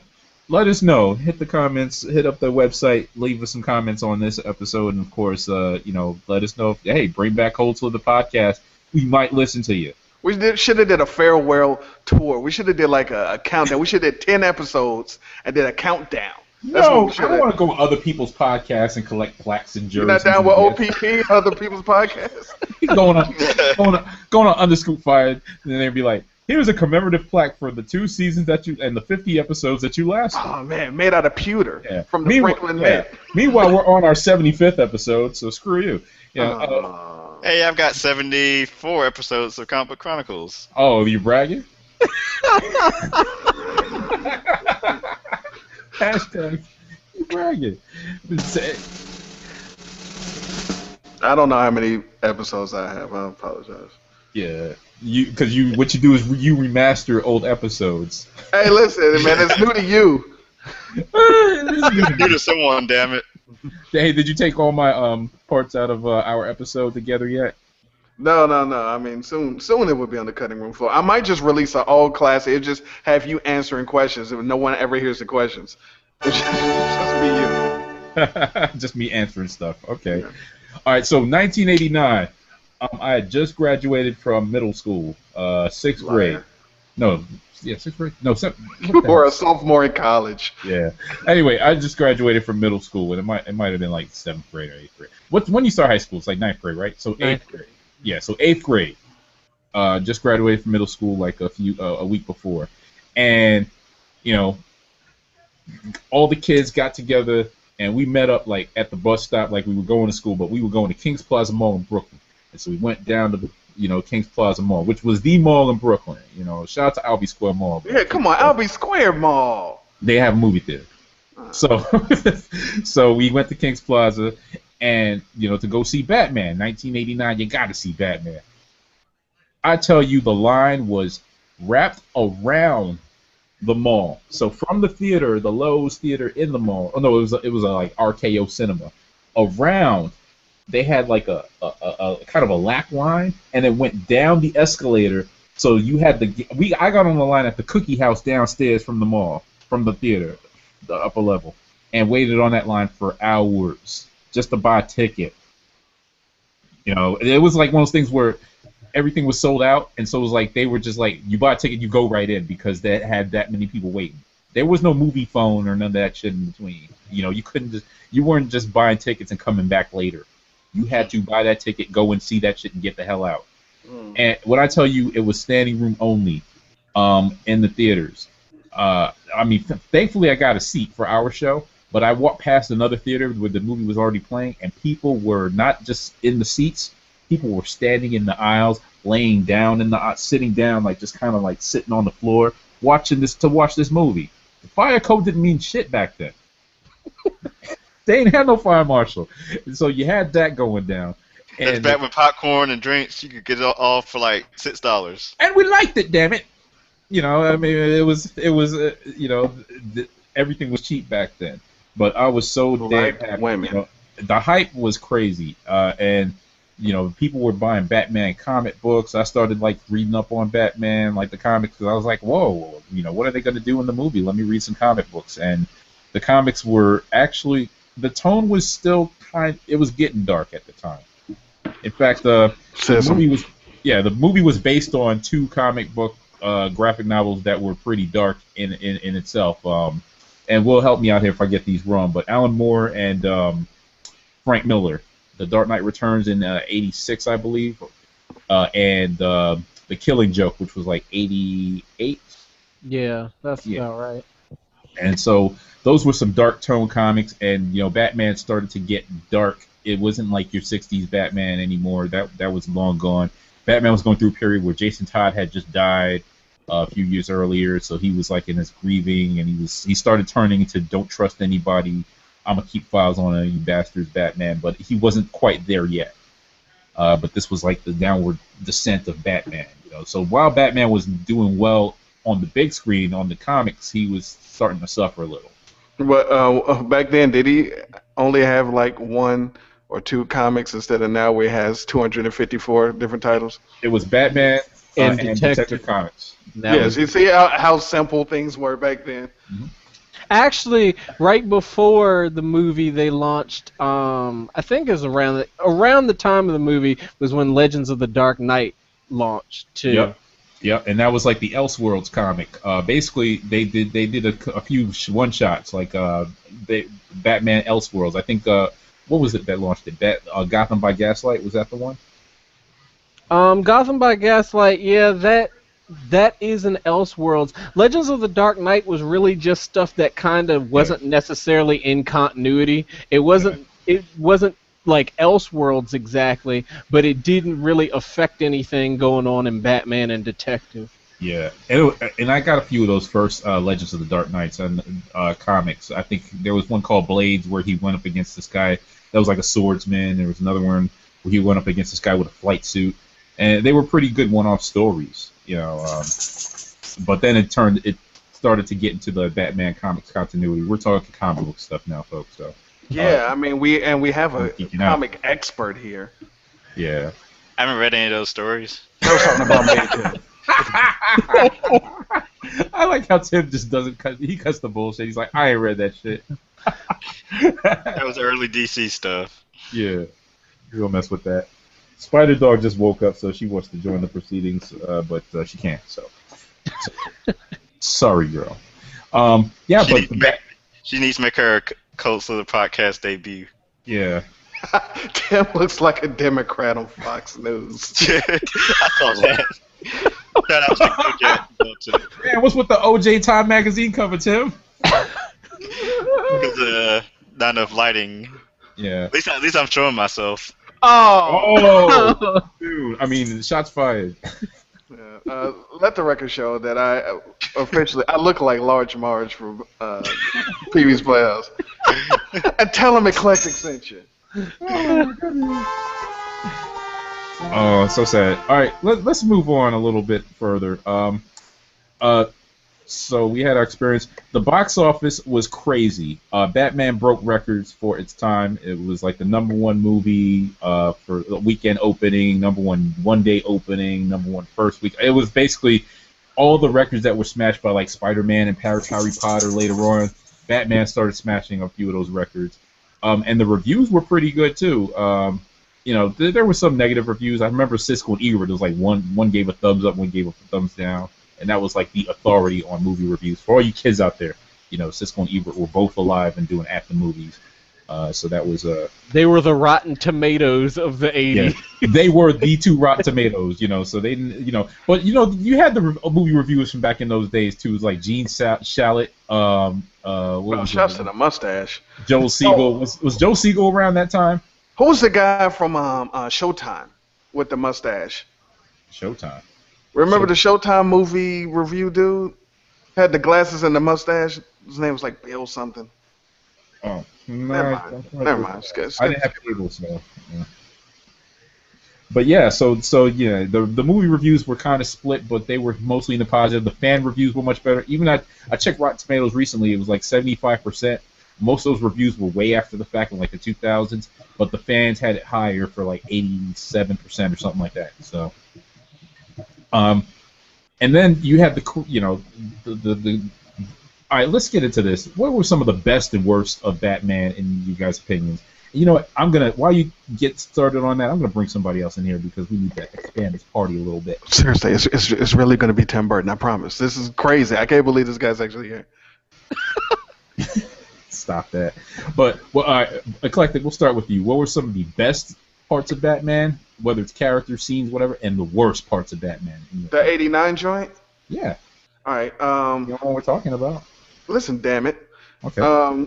The best parts of Batman were pretty much just like The Dark Knight. It's the Joker. The Joker made the movie, and plus, you know, I'm always pro bad guy anyway.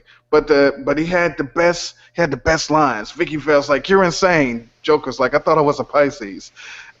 Things like that was great. The dance with the devil and this town needs an enema. Yeah. He had the best lines. The worst things is stupid. Sorry. Tim Burton came and killed Eclectik. Eclectik, you still there? Yeah, I'm still here. Okay, we didn't hear that last part. You said yeah, it was a part of the Bruce Wayne Batcave murders. Okay. No, but I don't cheap plug. I don't like when people get invited to the Batcave. So Pennyworth should have been fired. That was bullshit. I did like the fact that more than any of the other Batman movies, Batman was actually a detective in this movie. He found the what was the stuff, Face X or some shit. Yeah. He found the formula to it. He actually, did some Smilex. research. Smilex, yeah, Smilex.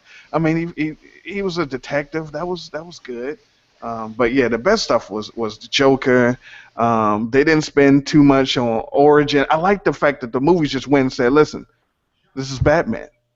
Now fucking enjoy the movie." And he had the best Batman reveal. The first "I'm Batman." Who are you? I'm Batman. Oh, it's like, tell your friends. Tell all your friends. Yeah, he had the best one of all of them. He has the best "I'm Batman." Yeah. So those were good things. Johnny Gobbs got ripped and took a walk off a roof. All right. Oh, and never rub another man's rhubarb. Oh man, you gotta love that. Jack Nicholson was masterful as the Joker. People talked about how Heath Ledger changed the role, and he did. He basically, made it better. But I mean, you couldn't have had that without Jack Nicholson basically being the Joker. To me, that was probably one of the best parts of Batman. Tim, in your opinion, what were some of the best and worst of Batman? The one scene that stands out for me is the Joker and his gang dancing around and prancing around the museum. Party Man. Yeah. That's it. With the boombox. Who knew that Joker had moves? Yeah. Let's go make some art. Yeah. Yo, did you guys know? I'm pretty sure you guys know because you guys are crazy people. That they offered the soundtrack to Mike first. Oh yeah, Mike. It was supposed to be Mike. It was going to be split between Michael Jackson and Prince. Like Michael Jackson was going to do the slow ballads and the love songs, and Prince was going to do like the Joker songs. That would have been a train wreck. And by the way, Batman, that 1989 movie was the first movie to have a double soundtrack. It released the soundtrack and the score, as two separate CDs because yeah, Prince the score was for most people, and then the soundtrack is for the hers. Oh, come on, son. Really? Really? What happened? Wait a minute, are we recording? Wait a minute, my bad. My bad. I thought this was the dry run. This is not. My bad. Oh. Well, you're here with us right now. What were some of the best and worst of 1989's Batman in your opinion? Oh, well, the best, like everybody said, is the Joker stuff. There's a reason Nicholson got top billing, besides the fact that, he was the biggest star. But there's a lot of worsts involved. Like Eclectik said, letting Vicky into the cave, not really a smart. It set a precedent for, every movie after that. Then a lot of people got killed. People like to gloss over that. Batman killed a lot of people, and even if you say he didn't directly kill them, okay, he let a lot of people die. There was a lot of collateral damage. There was a lot. The Joker's goon, the black dude that looked like a cross between Ray Charles and the one, it was like Batman got up in the cathedral and he's fighting all these goons and everything, and then the black dude came and started busting them up. He started getting them body blows and everything, and you're like, "Oh man, get him, Batman, get him!" And Batman just takes the legs and just knocks his head into the bell and basically throws him from the top of the cathedral, plummeting to his doom. A lot of dudes died in that cathedral that night. That's saving lives. He's got his Batmobile with Gatling guns on it and everything, little Tommy guns and stuff. I also hated that he has this clearly multi-million-dollar flying machine that's taken out by a single pistol. Yeah. Yes, it has a long barrel. It was a long barrel, man. Come extended muzzle. All Dirty Harry looking shit. Now, what is the official? Now we will count the air quote bullshit reveal that the Joker killed Bruce Wayne's parents is bad. That was bullshit, correct? Yeah. Let me get to that real quick. That pissed me the fuck off. Because, basically, they said they wanted to give, I guess, Batman more incentive for fighting the Joker. There wasn't enough that he was killing Gotham City. So they go ahead and make Jack Napier the gunman of Bruce Wayne's parents. By the way, made up name. Yeah. Joker doesn't have a damn name. No. And they had to. Yeah. But by doing that, it set up the ultimate nerd test. Because you hear all this stuff lately about like fake geek girls and fake nerds and all that. All you got to do is ask them, who killed Bruce Wayne's parents? If they tell me it's the Joker, I walk away. We still want to see their breasts though, but then we're walking away. What if they say Joe Chill? If they say Joe Chill, then we can talk. What if they say Groove? What if they say Groove Be Chill? Or I would say it's nothing like hip hop music. Or Joski Love. Right. It's called the Pee Wee. There you go. Yeah, man, so that pissed me off. I think that's about it. You know what? At the time that I saw the movie, I didn't like Alexander Knox. I thought he was like, his one-liners and his wisecracks were really goofy. And, Robert Woolman went on to become Arliss, which was one of the greatest comedies of all time on HBO. Sarcasm there. But, I like the Arliss. How dare you? But he grew on me. I actually liked him. I didn't like him at the first because I thought he was just trying to steal Bruce Wayne's girl. Oh, damn. He was player hating from the sideline. But, he brought some, I wouldn't say comic, kind of a little bit of comedy to the movie. What I liked about the movie was most everything else. Jack Nicholson as the Joker. Michael Keaton as Bruce Wayne. Alfred was awesome in this movie, except for letting Vicky in the Batcave. He was still. Yeah. Other than that, he was a solid Alfred. Yeah, I mean, he was. I like the casting decisions. I like the bold casting move of casting Billy D. Williams as Harvey Dent.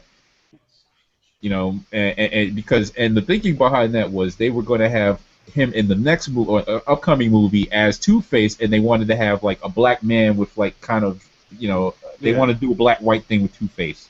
And the reveal was in the storyboards. What happened was the way because they rewrote the origin for Two-Face, the way the half of his face got messed up, it was some radioactive Colt 45 that had spilled on it. It was the dynamite taste. Yeah. Worked every time. It was a whole thing. It was a Slits truck that came around the corner, and he was drinking the Colt 45. And the bull. Once the bull starts chasing you, you gotta fucking go.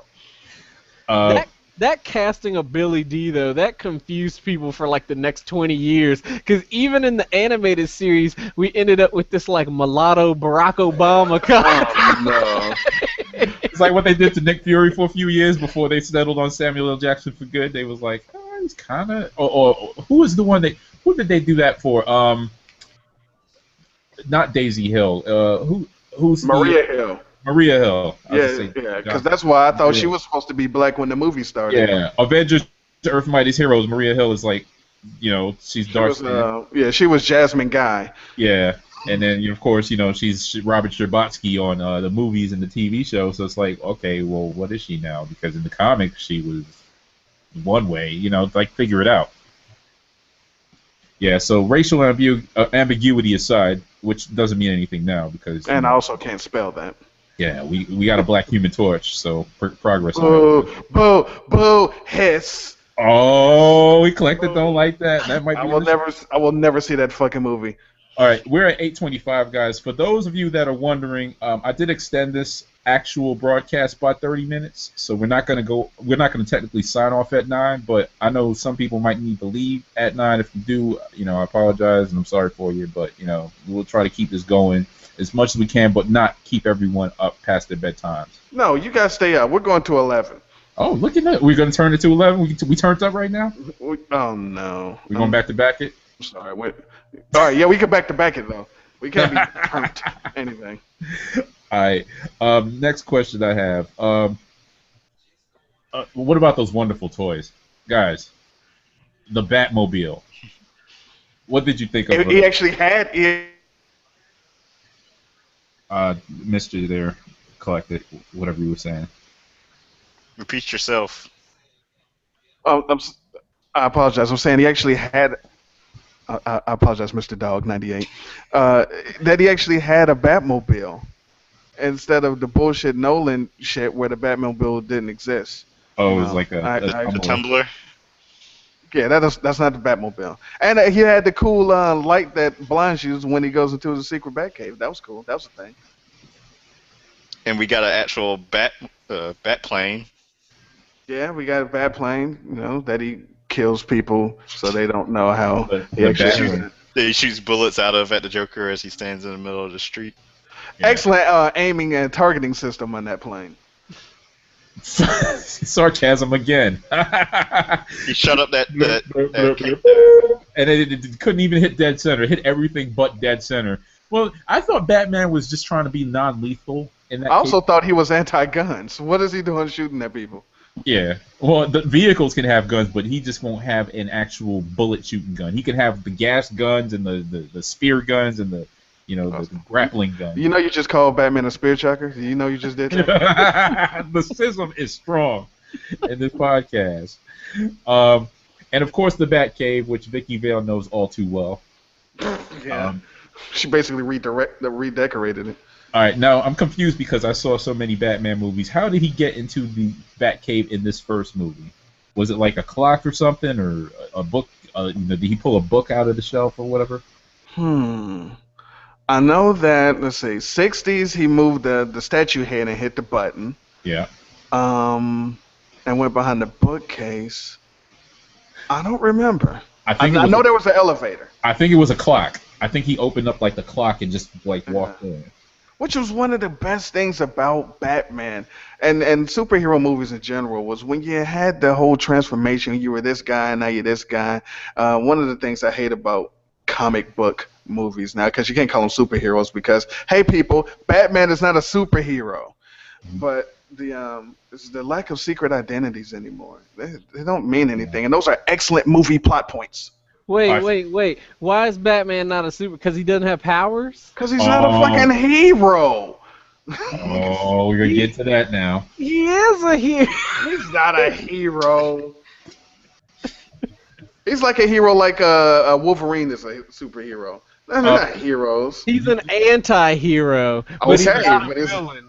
Listeners, I'm checking out your comments. I gotta share a few of these. Keith Holt Jr. from Ringtime Pro Wrestling only bought the Prince soundtrack. Let's see. Most people didn't know there were two soundtracks. Some bald-headed dude in Shadow said that. Oh, damn it. Joker couldn't hit worth a shit. Let's see. Says one of his exes. Yeah. Sharif Jackson says, and of course you can listen to him at the Operation Cubicle podcast. When the Batwing went into the sky and paused over the moon, though, that was dope. It was like a little logo, like nice little nod to the logo and to the marketing. Brenda Stacy writes, I used to have a theory that Billy D. Williams' alter ego was Ray Parker Jr. Or at least Rockwell. Yeah. It says, Rodney Love writes, notice that the Joker poisoned the hygiene products, but Billy D's process. He had the pomade flown in from the hood, so he wasn't even affected. Shouts to Dax. You know what I mean? So Rodney Love also writes they never showed him going to the Batcave. You're right, because I think the clock thing might have been like Batman Returns or one of the other sequels. All right, so that was some of your comments there. Thank you, folks, for the comments. Keep them coming, all of you viewers out there. Yeah, and you guys are cool. Yeah, I need to see if I can invite somebody else in here. It's not let me do it. I might have to. Well, we'll see how that goes. How about Beauty Jackson? I want to get her in here because she thinks you're an motherfucker. Oh, look at you! See, you might have to control yourself, sir. Let's get into. Hey, remember when we first started the show and I just flirt with everybody? Yeah, you don't do that anymore. I feel neglected. Yeah. Oh, hey, you mean our guests? I'm sorry. That's right. Yeah. By the way, Guardians of the Galaxy. We gotta go and we gotta bro it up for that one, man. What do you say? # hole in the popcorn. Yeah, I'm asking him out for like bro date for this movie on the. You're on the already show. trying to extend the episode, the show. Yeah, so can't let CSP go. Yeah, so we got to do that together. We'll podcast that or something. We'll back to back it. Yeah, exactly. So we talked about the soundtrack and the score. What was the best song on the Prince soundtrack in your opinion, guys? Real quick. Only the part on Bat Dance where it says "Stop the presses." Who's that? That's it. That's the only part. That's it. I didn't like Bat Dance. I didn't like Back Dance either. I'm just like, "Stop the presses." Who's that? Yeah. Vicky Fail and the beat drop, and then I got to do the WAP. For me, it was Party Man. That was my joint. Yes. with Yeah. the black and white, red and green. Oh, this is now we're talking. Slapping the paint on the statue and everything. That was good. Cold Slither Podcast, the musical, coming soon. Yeah.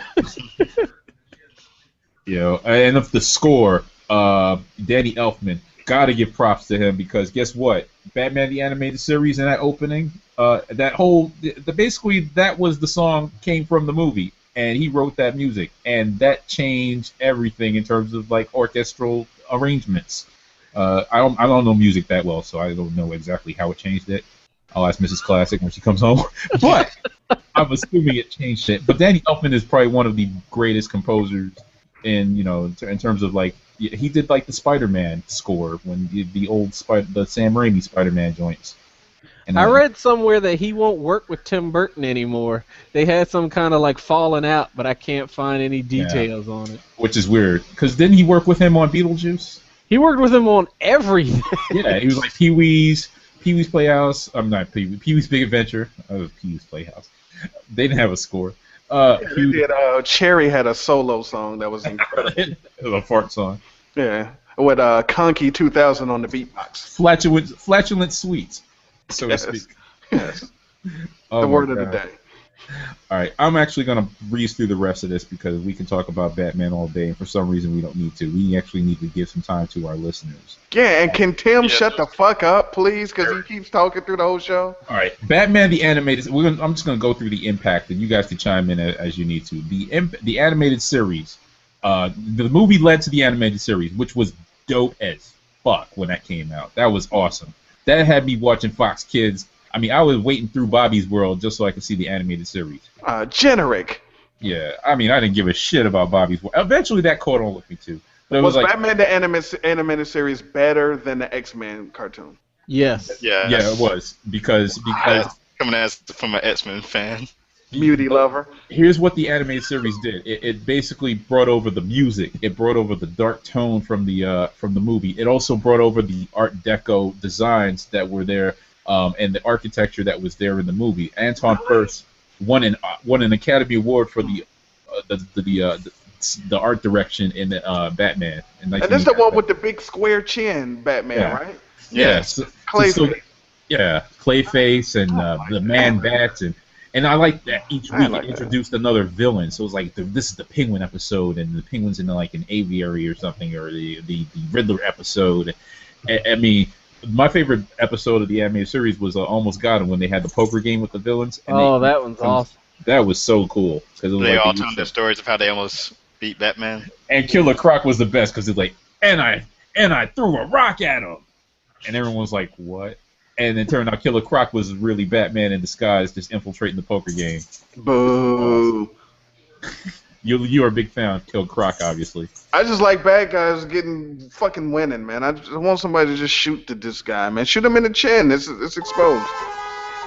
I always wondered why nobody did that. Like, why Catwoman wouldn't just scratch his face? Because then you'd see, like, why does Bruce Wayne have this Nelly Band-Aid on? Exactly. I never understood. I just never understood. You're assuming that the criminals are expert sharpsmen. But they got people whose special powers is being the fucking Deadshot, whatever the fuck is. That's what they do. Yeah, and the Batman.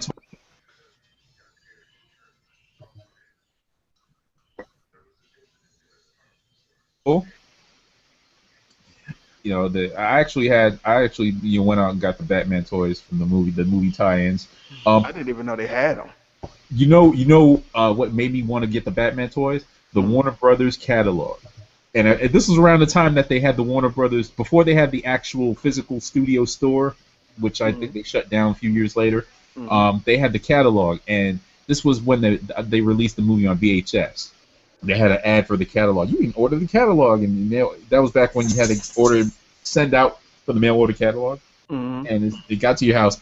They had all the Batman mugs and all the prints and the artwork and all that stuff, and you could buy that, and it had like the action figures in there. I've never seen them before. I've never seen Yeah. figures from the '89 joint. Oh man, I gotta find those. There's only the '89 Batman toys were made by Toy Biz, and they look nothing like there's a Batmobile, there's Batman, there's Joker, and there's Bob the Goon, and that's all. That was it. And then later on, Kenner got the license, and they came out with the Dark Knight collection, which is essentially toys for the '89 Batman. Like, you get your Jack Nicholson Joker and stuff like that, but they were like a couple years after the actual movie. Okay. Yeah. So there you go. See, that's why I got Will here, the knowledge, because I only remember the Toy Biz ones, and I got all the figures. Well, actually, I got those figures that he mentioned, but I thought there were more. I was like, oh man, that's it. Yeah. There's no Billy D. I wanted to have a Harvey Dent figure to put next to my Lando Calrissian figure, so I got the Billy D. collection. And I had a Lady Sings the Blues figure and all that good stuff, man. Colt 45 commercial figure. The Billy D. on the Jeffersons figure. When he rolled up on Florence with the hair rollers, with the curlers in her hair. With the heroin. No, not the heroin. So, there were sequels and reboots. Of course, we know about # bat nipples. In my mind, there were only two sequels to. There was only one sequel to 1989's Batman, and that was Batman Returns. Batman Forever, you can argue that is viable, but as soon as you got to Batman and Robin, and Bat Nipples and all that other good shit, and Seal. No. Yeah. I didn't mind Seal in Batman Forever. What I minded was R. Kelly singing Gotham City for Batman and Robin. City of Justice, which is a dope song, by the way. I don't like the song. And again, with the bullshit and Alfred, I just made her a whole fucking Batgirl outfit. What the fuck are you doing? No. The worst Alfred is didn't do it. Wilfred. I'm supposed to believe that. Alfred didn't do it. Alfred in the computer, the Bat computer modeled after Alfred did it. So Alfred. No, he did the Robin. Yeah, Jarvis. It was like DC's version of Jarvis made the Bat costume for Batgirl, but Alfred made one for. He made the shit for Robin. Yeah, and she found out that was she going to get like some milk and snuck into the Batcave somehow or some shit? Oh my goodness, I don't know why Clueless was anywhere near the Batman franchise. Well, she was rolling with the homies. Yeah, and you know what? I put all this blame on Joel Schumacher, who to this day insists that his arm was twisted to do that, but. And there was no phallic symbols in the entire movie. Did he also say that? Nipples, and the Batmobile was a giant dildo. And people, say, "Oh, Joel Schumacher made such good movies," and he did. He was responsible for The Lost Boys and so many other great films. But it's like, why would you put anywhere near this Batman shit? It was because Warner Brothers had you on the payroll and decided. But Tim Burton didn't want to come back after Batman Returns. I don't think he wanted to come back for Batman Returns.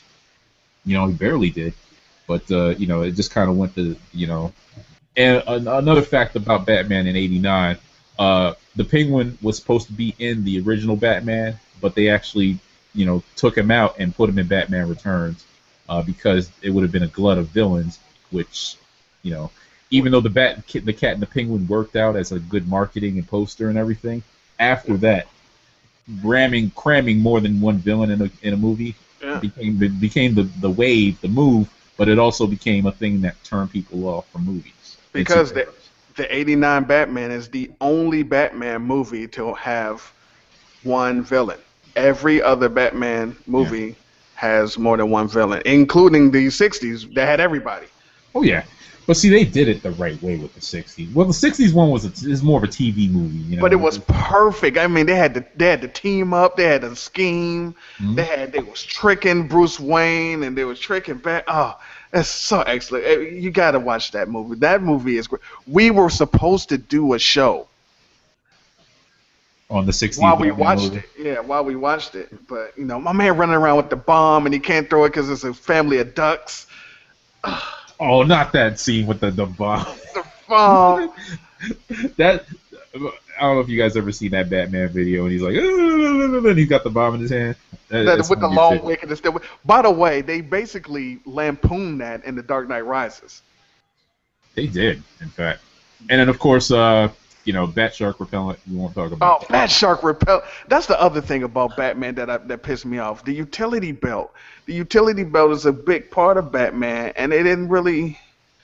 You know what the utility belt did? It held all of his handheld toys. So like. But they hung on it. Remember, he had the little capsules. You could go in there and pull out some fucking bat ecstasy. Yeah. Some shit so you could do the bat tootsie. Well, he had of course his batarang. He had his the bat grappling. The bat grappling gun, and he had the smoke capsules, the smoke pellets. Yeah, so, but it wasn't like he was like. You saw him rifling through his belt to pull it out or something. You just saw him like just throw it. So you were like, oh. Yeah. Otherwise, he was like Schneider from One Day at a Time with the big belt. The back plunger.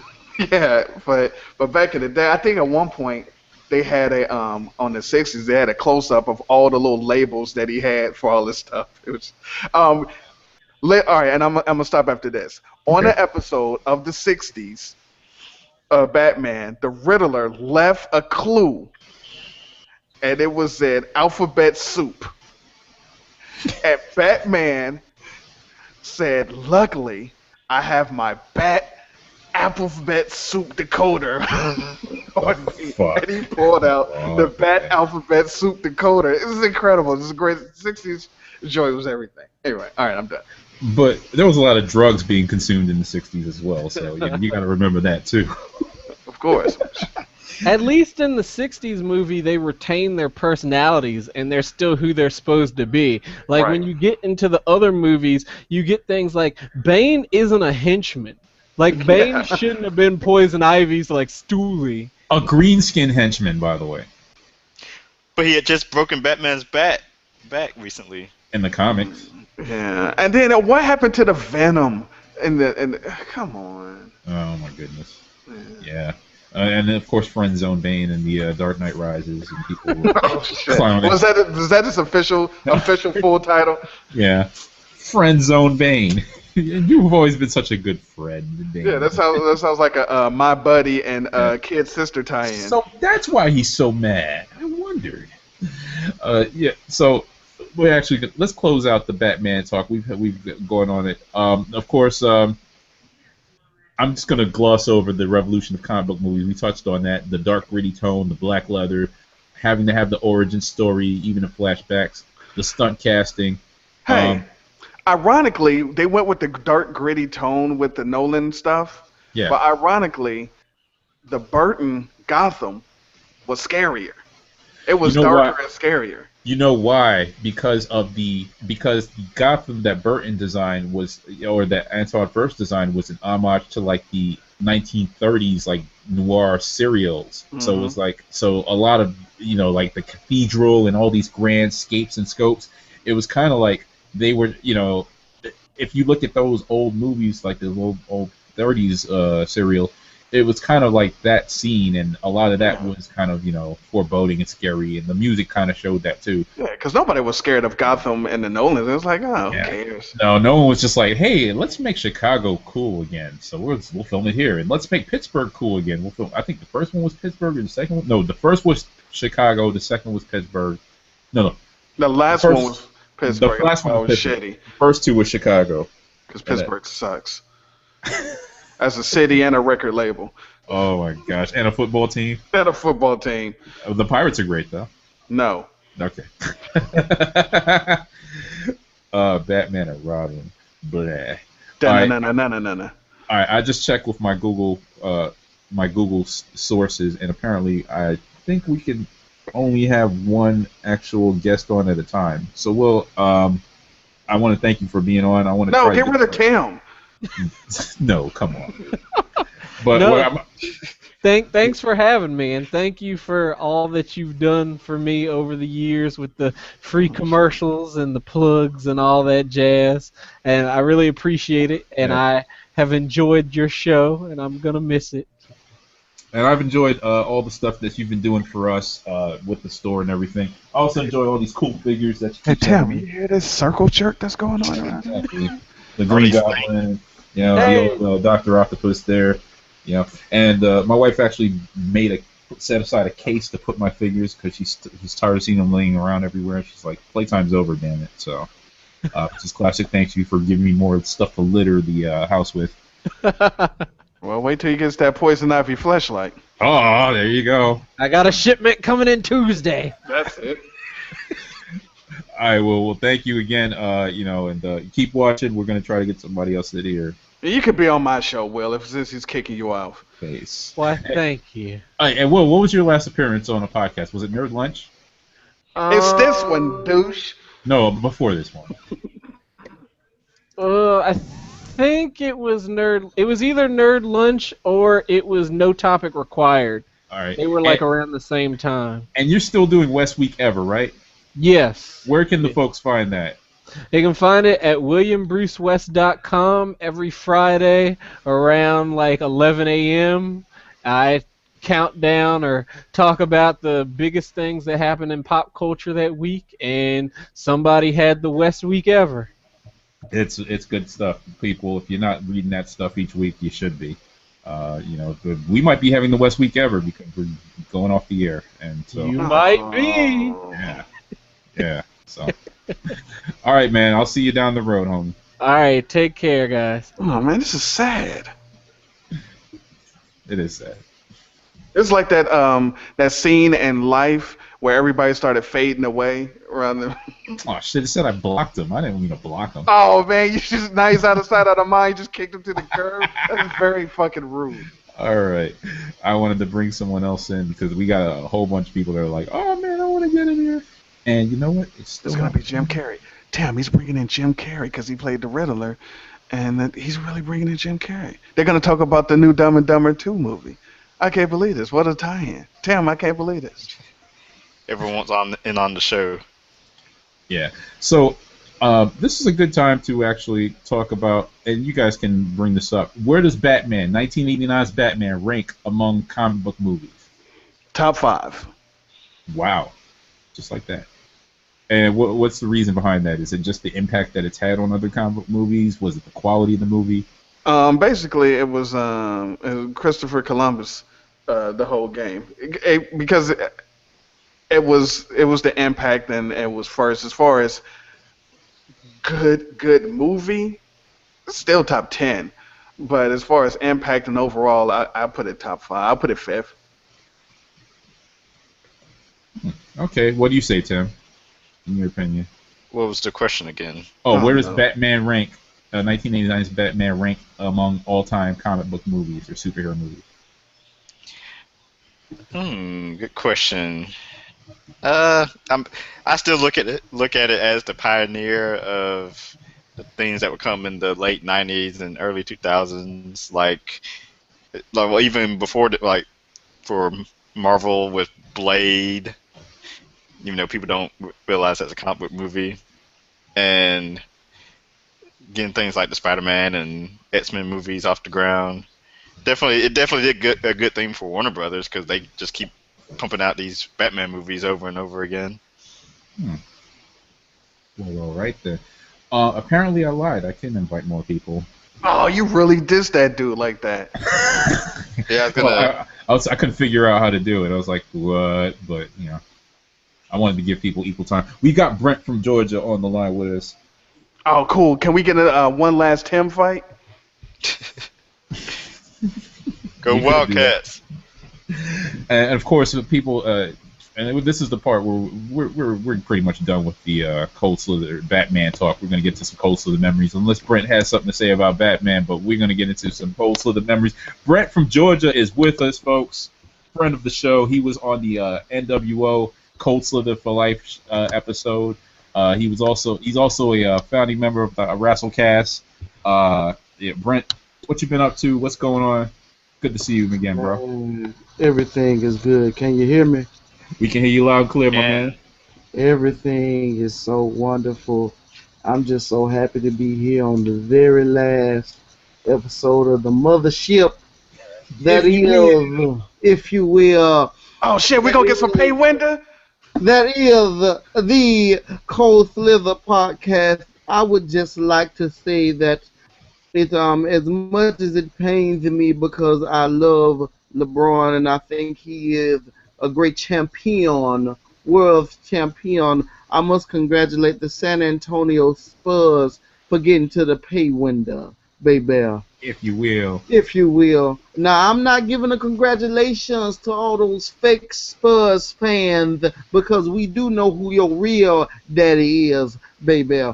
But I'm congratulating the real Spurs fans out there who wasn't just rooting for them because they were just rooting against LeBron. So we want to congratulate them for making it to the pay window.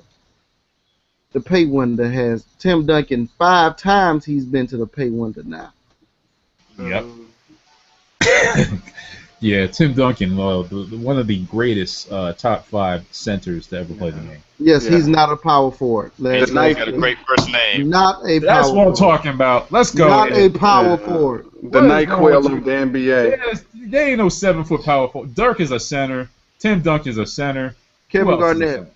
Center. That's the question. Kevin Garnett's a center to you? He's a center to me. Yes. He's a center. No. What is he, like 6'10", 6'11", though? Kevin He's not a Garnett center. is Kevin Garnett Kevin came into Garnett- the league, he wasn't a center. He's a But power he forward. was too lanky. yeah. But now he can play center. Hey, let me tell you, old Kevin Garnett is a center. Yeah. But young Kevin Garnett is more of a power When forward. he was on the Actually- T-Wolves, he wasn't getting actually, nobody he out the played low some- block. When he was on remember Timberwolves, he played was a some small games at forward. small forward. Yeah, for real. Timberwolves is a small forward with Gugliotta. Wasn't he like 17, 18 when he came into the league, though? Yeah, he was mad young when he came into the league. But I just came in here because, I heard you talking about Batman, and let me be honest, going back and watching, I remember you were talking about that pistol. Man, the first time I saw the Batman movie, because I was 2 when it first came out, one of my biggest memories is Jack Nicholson pulling out that long pistol that it took him like the entire scene just to pull the pistol out of his pants. That was the most hilarious thing about it. And then shooting the plane down. But what I really want to say is the best thing about Batman. I know now. It's funny because I tried to watch Batman Returns about maybe 2 months ago, and it was so campy that it was just terrible. Mhm. But the great thing about it was the Batman movie seemed to be like the perfect blend of bringing in people who were fans of that 60s Batman and bringing in people who read comic books and who were a fan of a darker tone Batman. Mhm. But Batman Return produced one of the highlights of my life. When I was a little boy, my daddy, he used to go off and preach on the revivals, and he would always bring me back a Batman from Batman Returns. So I got Laser Batman, Oh, shit. I had Arctic Batman, and I was just looking them up earlier so I can remember the Batman Returns, so I can remember specific ones. I remember the Bruce Wayne Batman that he was Bruce Wayne and you put the cover on him. And then I had Deep Dive Batman. So I had several Batman toys that my dad would go off and he would get from me. And that's probably the best thing about the Batman Return series is that there were so many toys that you got off of that Batman line. And I know everybody hates that line ended up being just another way. That movie ended up being just a glorified way of selling more toys. Yeah. But as somebody who enjoyed those toys as a young man, I dearly did love them. You know what? And you know what? It showed us movies years later that there's a way to sell toys and have a quality movie put together. You can do it. I remember when Spider-Man came out and the toys sold like crazy. Because it was the first Spider-Man movie. And the movie was, excellent. So Marvel selling a lot of toys now with the Avengers movie. You take out the Hulk gloves, you got the Captain America shield, you got the Iron Man mask glove. Oh, let's not forget, Batman Returns did have Michelle Pfeiffer in that level. Oh, she was supposed to be in the first one. She was going to be Vicky Vale, but Michael Keaton was dating her at the time. And it would have been. And it felt awkward. Yeah, man. Yeah, it would have been crazy. Yeah, it would have been awkward. I was just reading that on BuzzFeed earlier today, and I saw also that Alec Baldwin could have been Bruce Wayne, and I think he would have been a great Bruce Wayne. I saw him in The Shadow, so he kind of had that charisma. Although Shadow wasn't the best movie when it comes to graphics, The only Baldwin brother that could have been Batman. I wouldn't have seen Stephen and Daniel as no Bruce Wayne. No. But but Alec Baldwin during that time it's kind of hard to think of him now because he's the chunky, overweight guy. But back at that time, he would have been a great Bruce Wayne. It probably would have changed the way his career. He probably would have been the guy had he been Batman. Yeah. Well, now we get Ben Affleck. So there you go. And Michael Keaton is playing Batman. I mean, playing Birdman. And not the rapper Birdman, black people. I'm talking about the actual superhero Birdman. I wrote that on Twitter. I was like, Michael Keaton is Birdman, word? And they were like, you mean Birdman?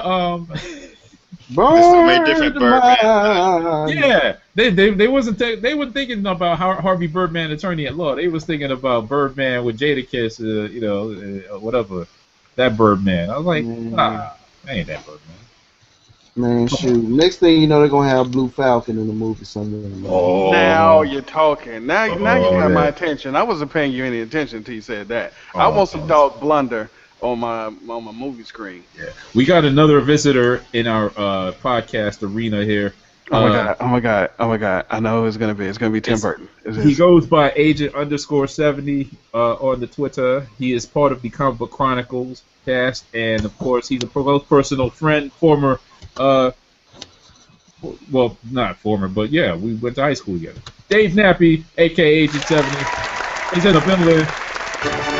What's up, everybody? The master of the Google sound effects. That's right. Yeah. Wait a minute. So can his nickname be Nappy Hangout? It certainly can. Not sure if that name's gonna fly. Giving up the Nappy Hangout? Dave, you were a guest on officially 2 episodes of the Cold Slither Podcast. You were on the Comic Con recap that you and I went to. We did that and we came back and talked about it. That was like a 2-parter because we just went in on all things that happened at the Comic Con, New York Comic Con. And by proxy, you were on our year-end episode for like the first year-end. You sent us a long letter with all of your responses. And I read it on the air, so by proxy, you were part of that episode too. You might have done. You on episodes you don't even know about. Yeah. Right. I'm glad to have been a part of it. Glad to have participated in a great podcast. Well, thank you for doing that and for keeping things going with the Tim Dogg and the Click Nation. How's Comic Book Chronicles going with you and him? Is Tim very knowledgeable about comics? Are you learning a lot from him? Are you teaching him a lot? What's going on over there? Absolutely, it's definitely a two-way street.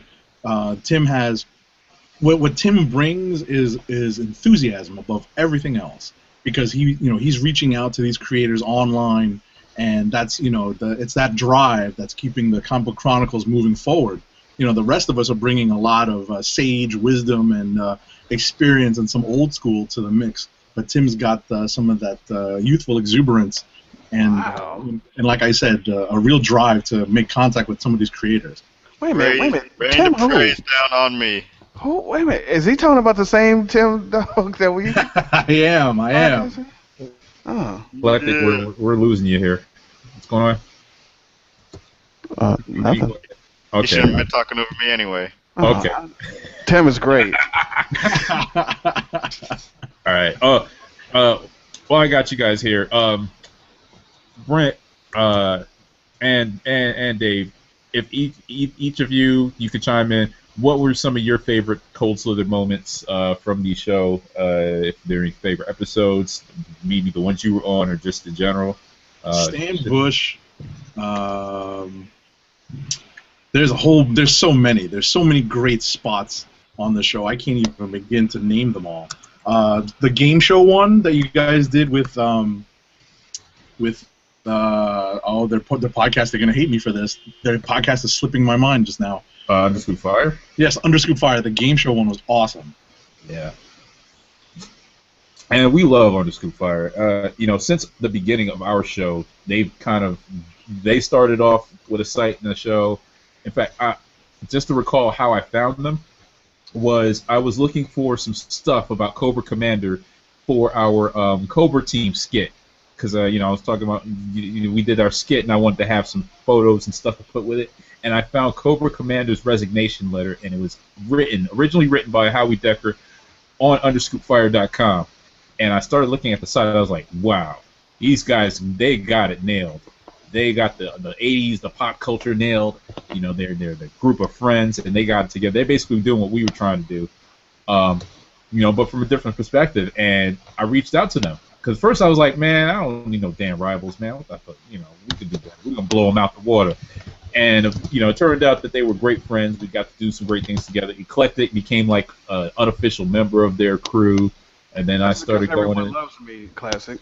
Everyone loves the Clec. And then I'm adorable. And I really got to know a lot of them. Joe Zakari, Corey Chapman, Chris Tansky, Howie Decker, and Googs. Can't forget Goose, even though he wasn't active after a while, but he's been awesome as well.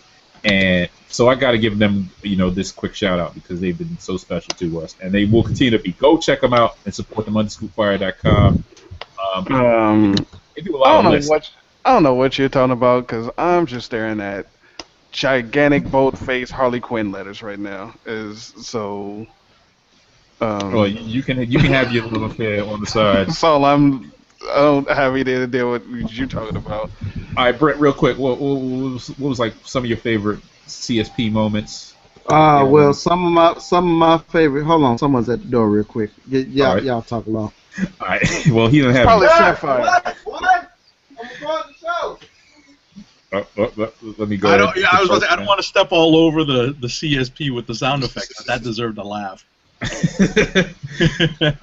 just did a little muting of his mic there. There you go. All right. We do have another guest in the studio with us. It is joining us. 5-tissue guest. Oh, stop that! Come on.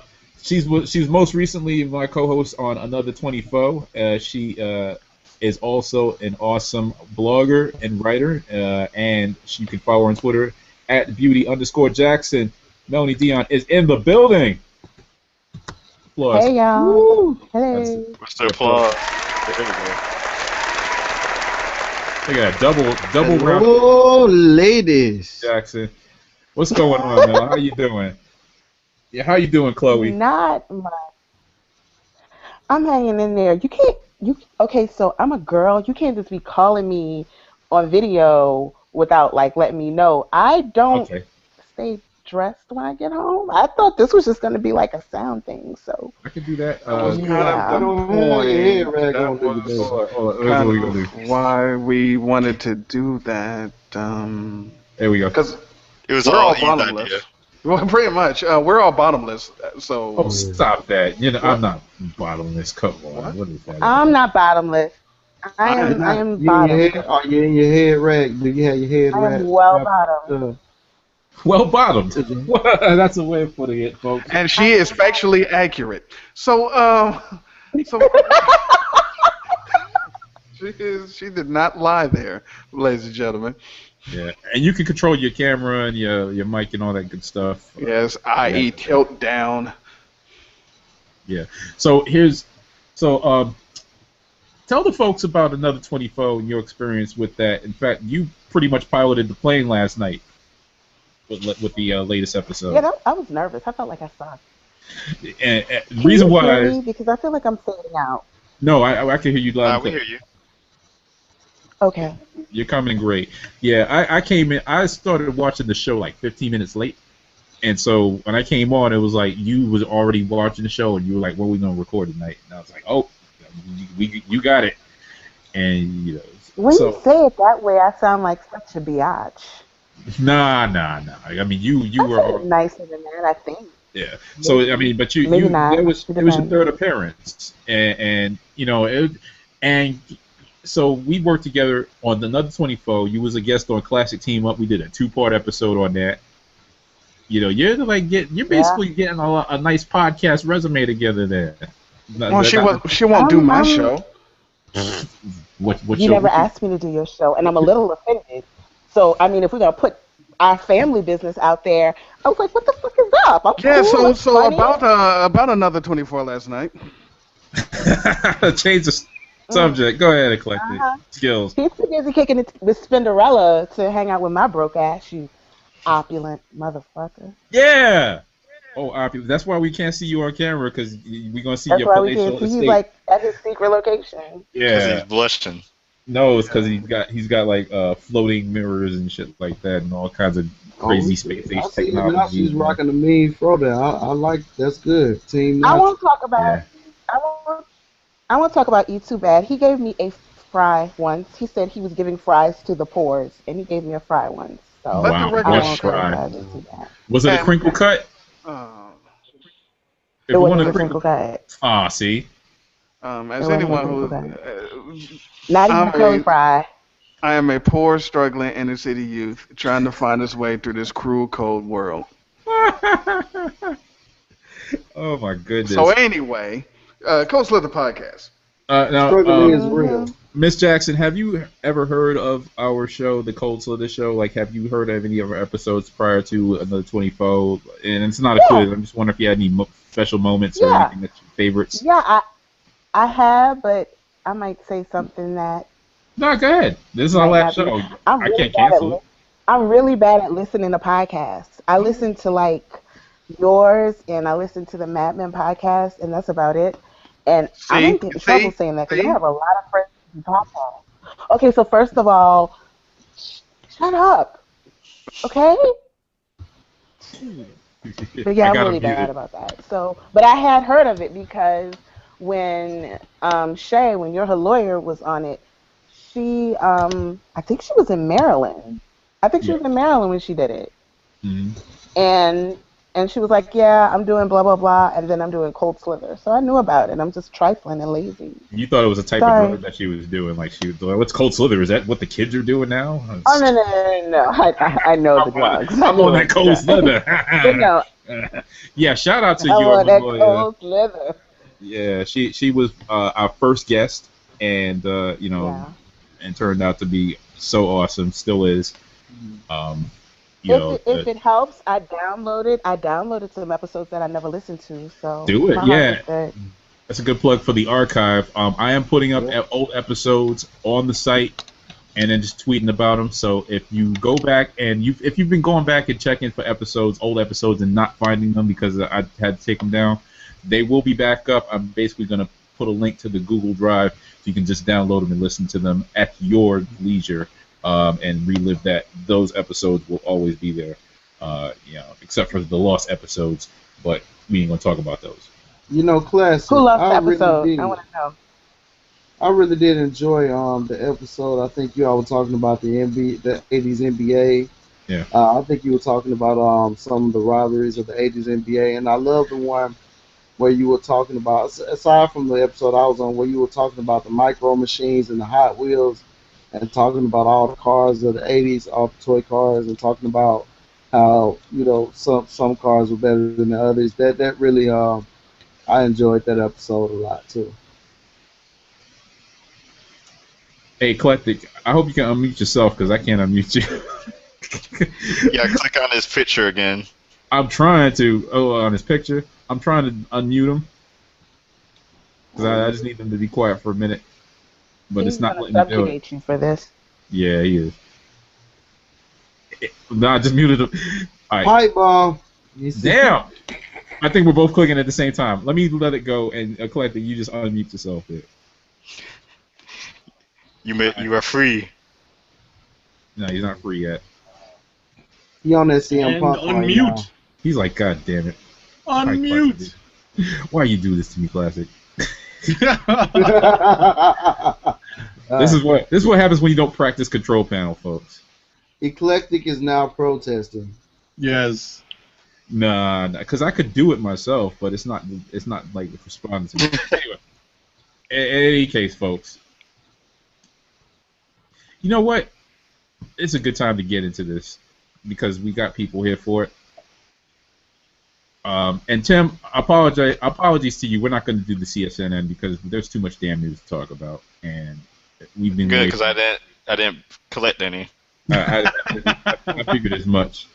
Excuse me, Classic. I think this is a good time to bring up the fact that Fort Valley sucks. I'm sorry. Who? What sucks? Fort Valley State. I just want to say Fort Valley State. Oh, goodness. Not the Fort Valley. That's fire. I just want to bring that up as a good time to bring that up. Oh, man. E, I'm trying to bring you back. We'll see you in November.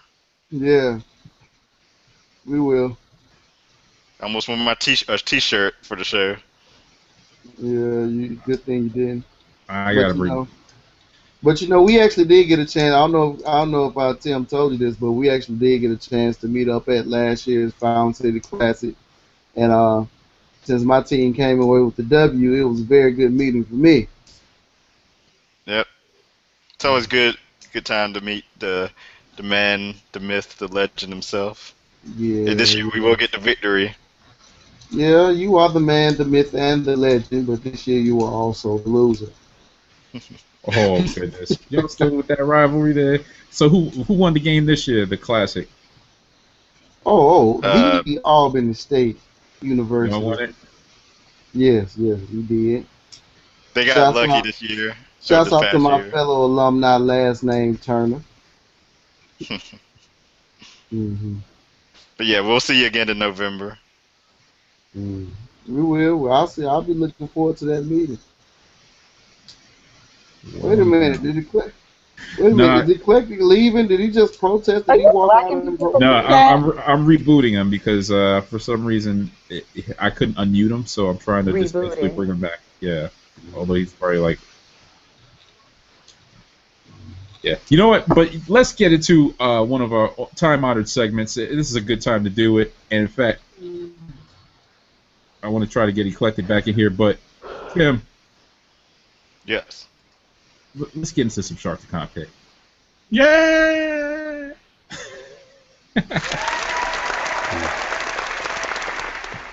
Of course, the part of the show that, of course, everyone waits for, even though we haven't had a show in a year, is the Shark to Contact, where we get to gripe and complain about something that we just did not like. Could be recent or could be a year old because, shit, it's been a long year. But since we've got some guests, I'm going to let them go first. What are some things that you want to put? What is one thing, I'm going to limit it to one, that you want to put into the Shark to Contact? Brent, you're first in the lineup. No, you know what? Ladies first. Yes, Jackson. Yes. By all means, if you would. What am I putting into the Shark to Contact? Yeah, like basically something that you don't like or didn't like. And Always and fucking ever, Roger Goodell. Okay. Always. Now, why is that? I'm sorry? Oh, why is that? Explain for anyone that doesn't know you. Awful. Okay. Because he's awful and terrible, and I'm a Saints fan, and fuck that guy. Oh, see. And you know what? Pulls no punches. And he's not Adam Silver. He's not shit. He's not Adam Silver. In terms of commissioners, I don't know. I think I don't know. I think he's worse. He's terrible. Adam Silver? I know nothing about basketball, so I don't know how you feel about Adam Silver. Is he nice? I don't. Well, the thing with Adam Silver was I follow real sports. Since he was no shade, all shade. What? I'm not gonna explain all that. We'll talk about that later. Anyway, Brent, who you got for this week for the Shark to Contact? How about WWE Creator? Let's put them in the Shark to Contact. I don't know if you've been keeping up with wrestling later, but as the official fan of the show, whoever keeps booking Rusev to beat up all the black dudes, I want to throw him into the Shark to Contact. I want to throw whoever had Cody Rhodes come out in that Stardust costume. I want to throw them into the Shark to Contact.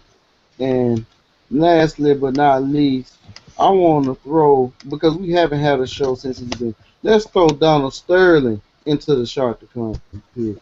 That's one guy we got to throw into the Shark to Contact. And I think that's all I got to say about that. All right. Well, okay, my man Dave Nappy, who do you have for the Shark to Contact? This one's easy. Now, If you follow me as Dave Nappy on Twitter, if you're even friends with me on Facebook, you know who I have a real hate on for the last 2 weeks. That is the Los Angeles Kings, the new Stanley Cup champions. They can all go to hell. And so can the refs. So much dirt. They can go to hell too. Because I could have tasted. We were almost there. We almost had a parade down the Canyon of Heroes for the New York Rangers, and it didn't happen. So they can go into the Sharktacon pit. All right. You feel that? It's real. Yeah. You were that close to reliving '94. Yep. That's too damn bad. I mean, seriously. Tim D-O-double-G, who do you have for the Sharktacon pit? Keeping with my comic book theme, I'm going to throw in the Sharktacon pit other websites that have a lot more readers and viewers of their articles and podcasts than I have, who don't know as much information as I do, when they don't even know when comic books are being canceled or when creative teams are taking place. Yet somehow I know all this, but they don't. Toss them in. All right. That's what's up. And, man, I'm still trying to get Eclectik back in here. Yeah, he sent me a tweet of the image. He's gonna. You're not allowed to join this video call message. What? Are you serious? And I think I saw William B. West, I think, tweet the same thing earlier. Oh, this is so stupid, man. Oh, this is what I get. So maybe when you kicked them out, it booted them for good. Well, how I gotta undo that somehow.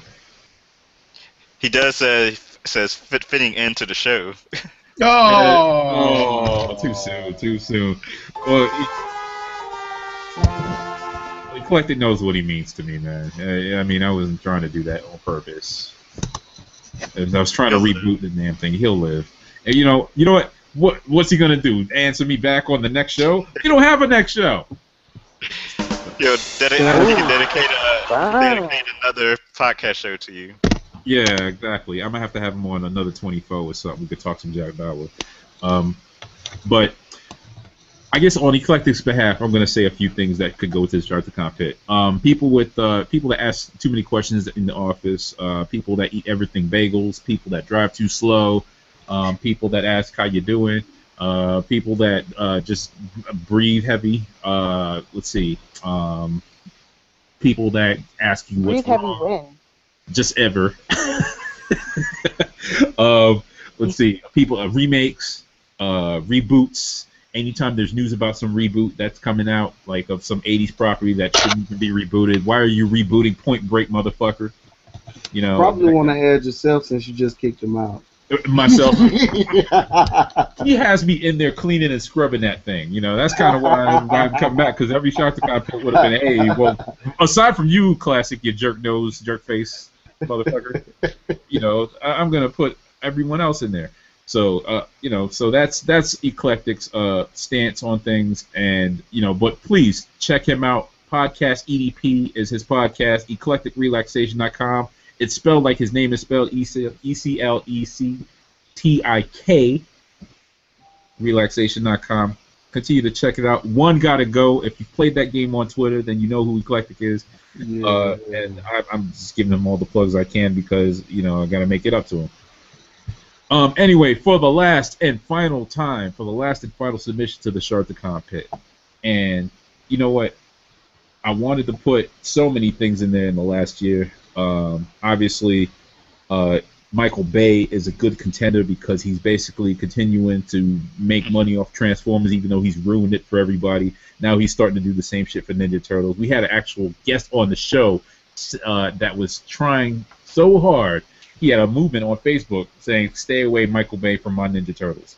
And now we're going to get a white Shredder and all kinds of other shit that we don't need to be having in the Ninja Turtles. But hey, the kids love it, and they're going to sell toys, so let them have it. This is not our generation anymore, folks. We're too old for that shit, apparently, so let them have it. So I can't put Michael Bay in, although as much as I'd like to. I cannot put in reboots and remakes, because some of them actually do work out, and I actually am trying to pitch a Gremlins reboot, or not a reboot, but a sequel. Look for that soon on the ColdSlitherPodcast.com website. You people are like, what the hell? No. But if you want to hear my ideas for Gremlins 3... I was just praising to my sister that there wasn't a Gremlins reboot. I'm really happy about that. I don't want a reboot. I want a sequel. I want an actual sequel. If you want to hear my ideas for nothing. If you want to hear my ideas for Gremlins 3, check out the Nerd Lunch podcast. I was a guest on that. You can find that on the Cold Slither Podcast site. Go to nerdlunch.blogspot.com. I'm their latest guest this week until they post something else up. So check that out. And as much as I have no people from the state, and as much as I have family from the state, and as nice and great weather as the state has, Florida, y'all got to go. Oh, Florida. The whole damn state got to go. I'm sorry. I don't care that they have Universal City Studios, and they've got Disney, and they've got, Kissimmee St. Cloud, and all these, Tampa and Miami. First off, I don't like Miami, the Heat, the city, the LeBron James, or any of that stuff, because I just don't. And people go, oh, you a LeBron hater. Nah, I'm a Knicks fan, and he didn't choose my team. And yeah, if I feel salty or butthurt or whatever you want to call me, fine. But I ain't supposed to like nobody else, because that's what old school fans are. If you think that you're a LeBron fan and you want to wear your headband low, whatever, yeah, shots fired, then go ahead and do that. But this is my last podcast, so what you gonna do? But in any case, because of that, because of all the crazy stuff y'all got in the news, and because y'all let George Zimmerman off for shooting a black teenager, then y'all deserve everything you get when Bugs Bunny comes and saws the state off and lets it go floating into the Atlantic Ocean. Fuck Florida. Fuck all y'all. Feed them to the Sharkticons. And that's the part where I play the Sharkticon music, blah, blah, blah, whatever. Yeah. I miss that. I miss it too. And I'm gonna add it to this final show. I'm gonna do the edits and everything. So final shouts out, because we got we're closing, and we're like really closing on our real deadline here, and we've got like a few viewers left. Shouts out to everybody that's in the chat: Sharif Jackson, Stacy Bird, Roddy Cat is in the chat. Who else is in the chat? Rodney Love is in the chat. Brenda Stacy, Damian Green, the Honey Badger is in the chat. All of you, applause. Eclectik is in the chat. Eclectik, I love you. I'm sorry, homie. Yeah, we did do like President Hella. We gave a shout out the helicopter. The helicopter. Jason Gross was in the chat. Rediscoverthe80s.com. Check them out. Shantae was in the chat. Shantae Fabulous. She was on our nudity episode. Don't worry, she didn't. Damian Green. Yeah, I said Damian Green. Chris Tansky. #Sism. William Bruce West. Shout out to him. Shout out to so many different people. Brent, Dave, Mel. If you guys want to give some shouts out, but shout out to y'all. Y'all have the floor. Let me be the first. I want to give a shout out to my partner, Lance Gilliam, who is my partner on the Recon podcast that we will be relaunching soon, and we know that Classick and Tim Dogg will be guests soon, and especially you, Dave, and Melanie. I'd love to have you on when we relaunch. And let me shout out let's shout out the Holtz though. We got to shout out the Holt twins, man. Those people. I got to give a big shout out to them. Yes, the Ring Time, the brother and sister tag team of wrestling podcasts. If you're not checking out ringtimeprowrestling.com and their podcast, and they recap everything, WWE, NXT, TNA, and they really get into it. They're doing a great job there, and I'm so proud of the both of them. Shouts out to this white PS4 that's coming out, and also shout out to Brandon Michael Murphy. I ain't heard from him in a long time. If you hear this, Brandon, you need to hit me up on Twitter, on Skype, or something, because you've been a ghost for about 2 years now. We need to know you're alive, bro. Oh, he's alive. Oh He's yeah, always he was, checking in on Facebook. and he was a All right. recent guest on Another 24. I think Mel, me, you, and him did an episode together. Yes, he is Yeah, delightfully 2 weeks back. awful. Yeah, you will. I don't watch another. I don't really watch another 24. But if you want to review Game of Thrones, or you ever get into reviewing some action movies or whatnot, I'll be down. Yes. I am Game of Thrones bananas. What? Dude, man, it's so funny. I had to re-add the dude. It was this guy posted this meme, with Chris Brown singing "These hoes ain't loyal." And you see Tywin coming in and see Shay and Tyrion walking in and seeing Shay in Tyrion's bed. Man, that was so That funny. was so dope. Tywin, I've been waiting Lion. for this episode for a minute.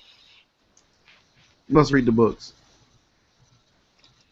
I do, yeah. I don't Yeah. read the book. And I can't believe that, that the dot didn't die. Oh, you don't read the book? So the people who read the books, you know what I mean, because they were supposed to show something at the end and they didn't, and it's going to be great.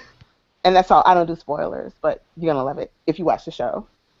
Yeah, I mean, they already pretty much, because people already pretty much spoiled the fact that the poison was the necklace for me, and they tried to present it as a theory instead of saying we read the books, which is the part that I hate the most, because they pretty much told me, and I just hate the fact that nobody, Granny Lynn is, I love Granny Lynn, I call her Grandma Lynn, that's just that's I love Grandma Lynn, yeah, or Lena Tyrell, that's Grandma Lynn, I mean, she gonna always be Grandma Lynn.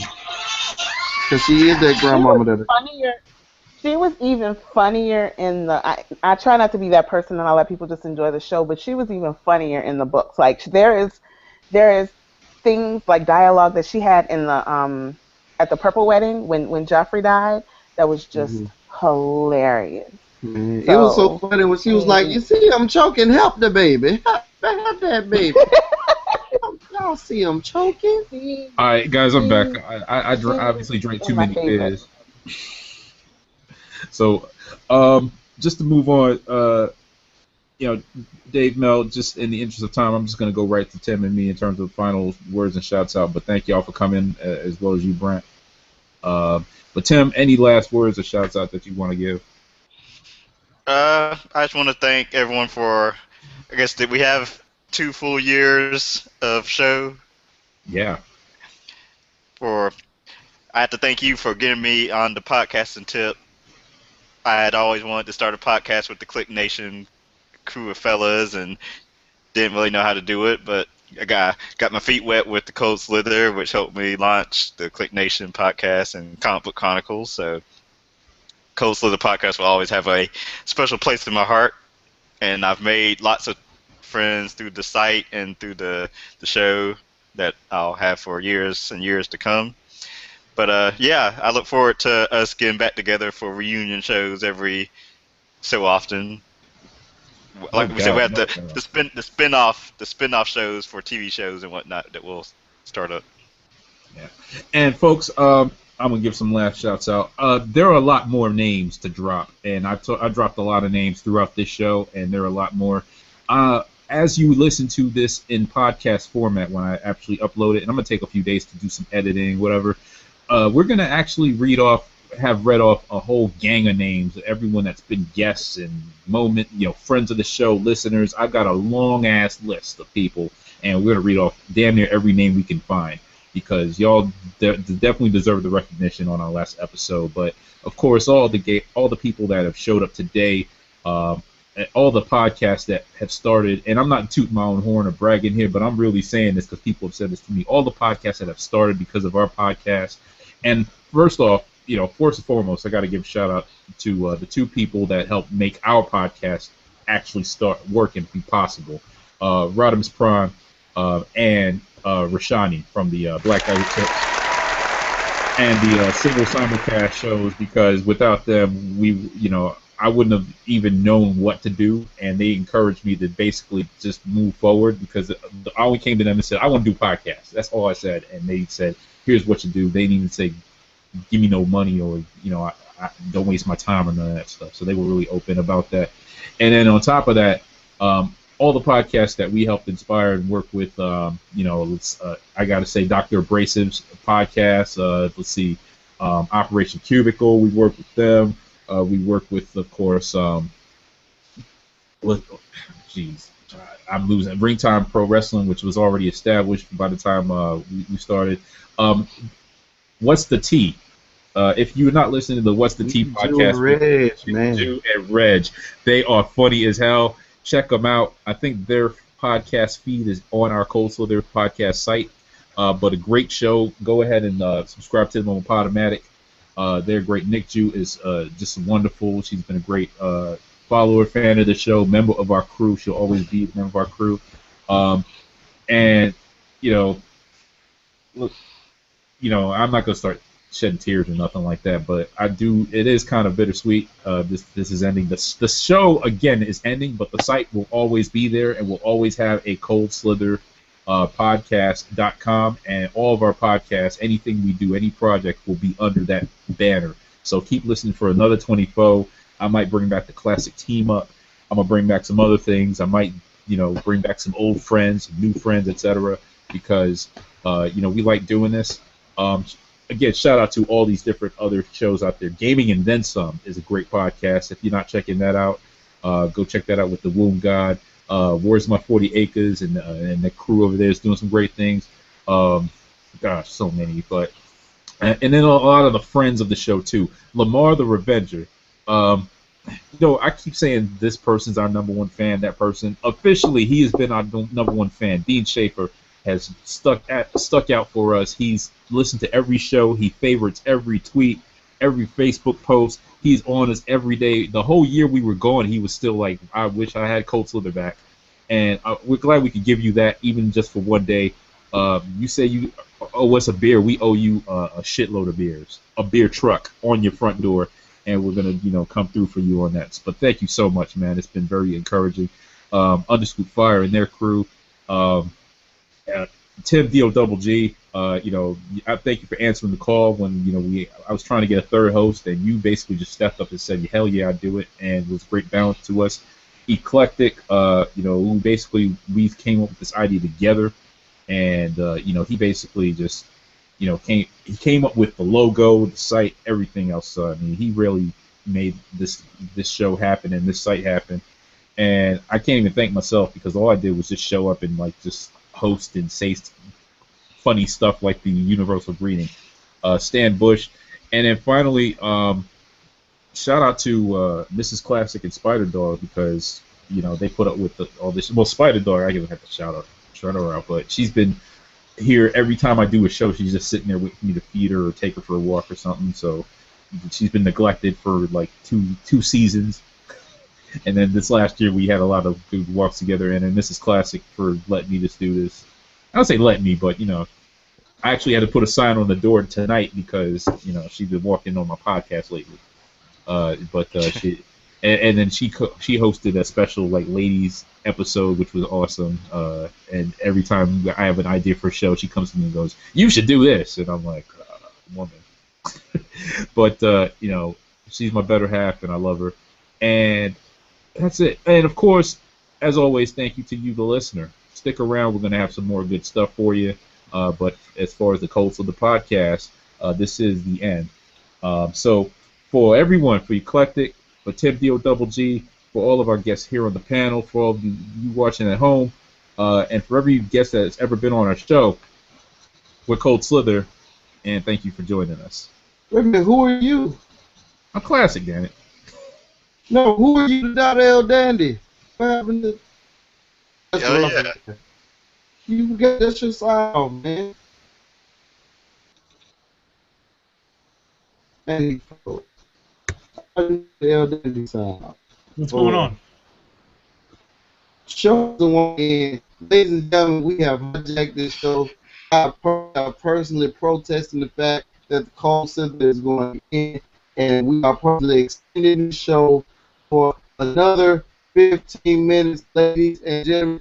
Don't touch the dial. We will be running a 3-hour show tonight for you, ladies and gentlemen. I get kicked out of my own podcast. I get kicked out of my own broadcast. Look at this. Two classics on the There's screen. 2 classics on the screen.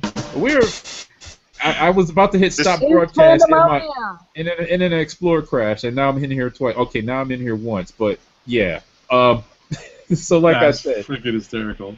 we're Cold Slither. Thank you for listening to us. And peace. Peace.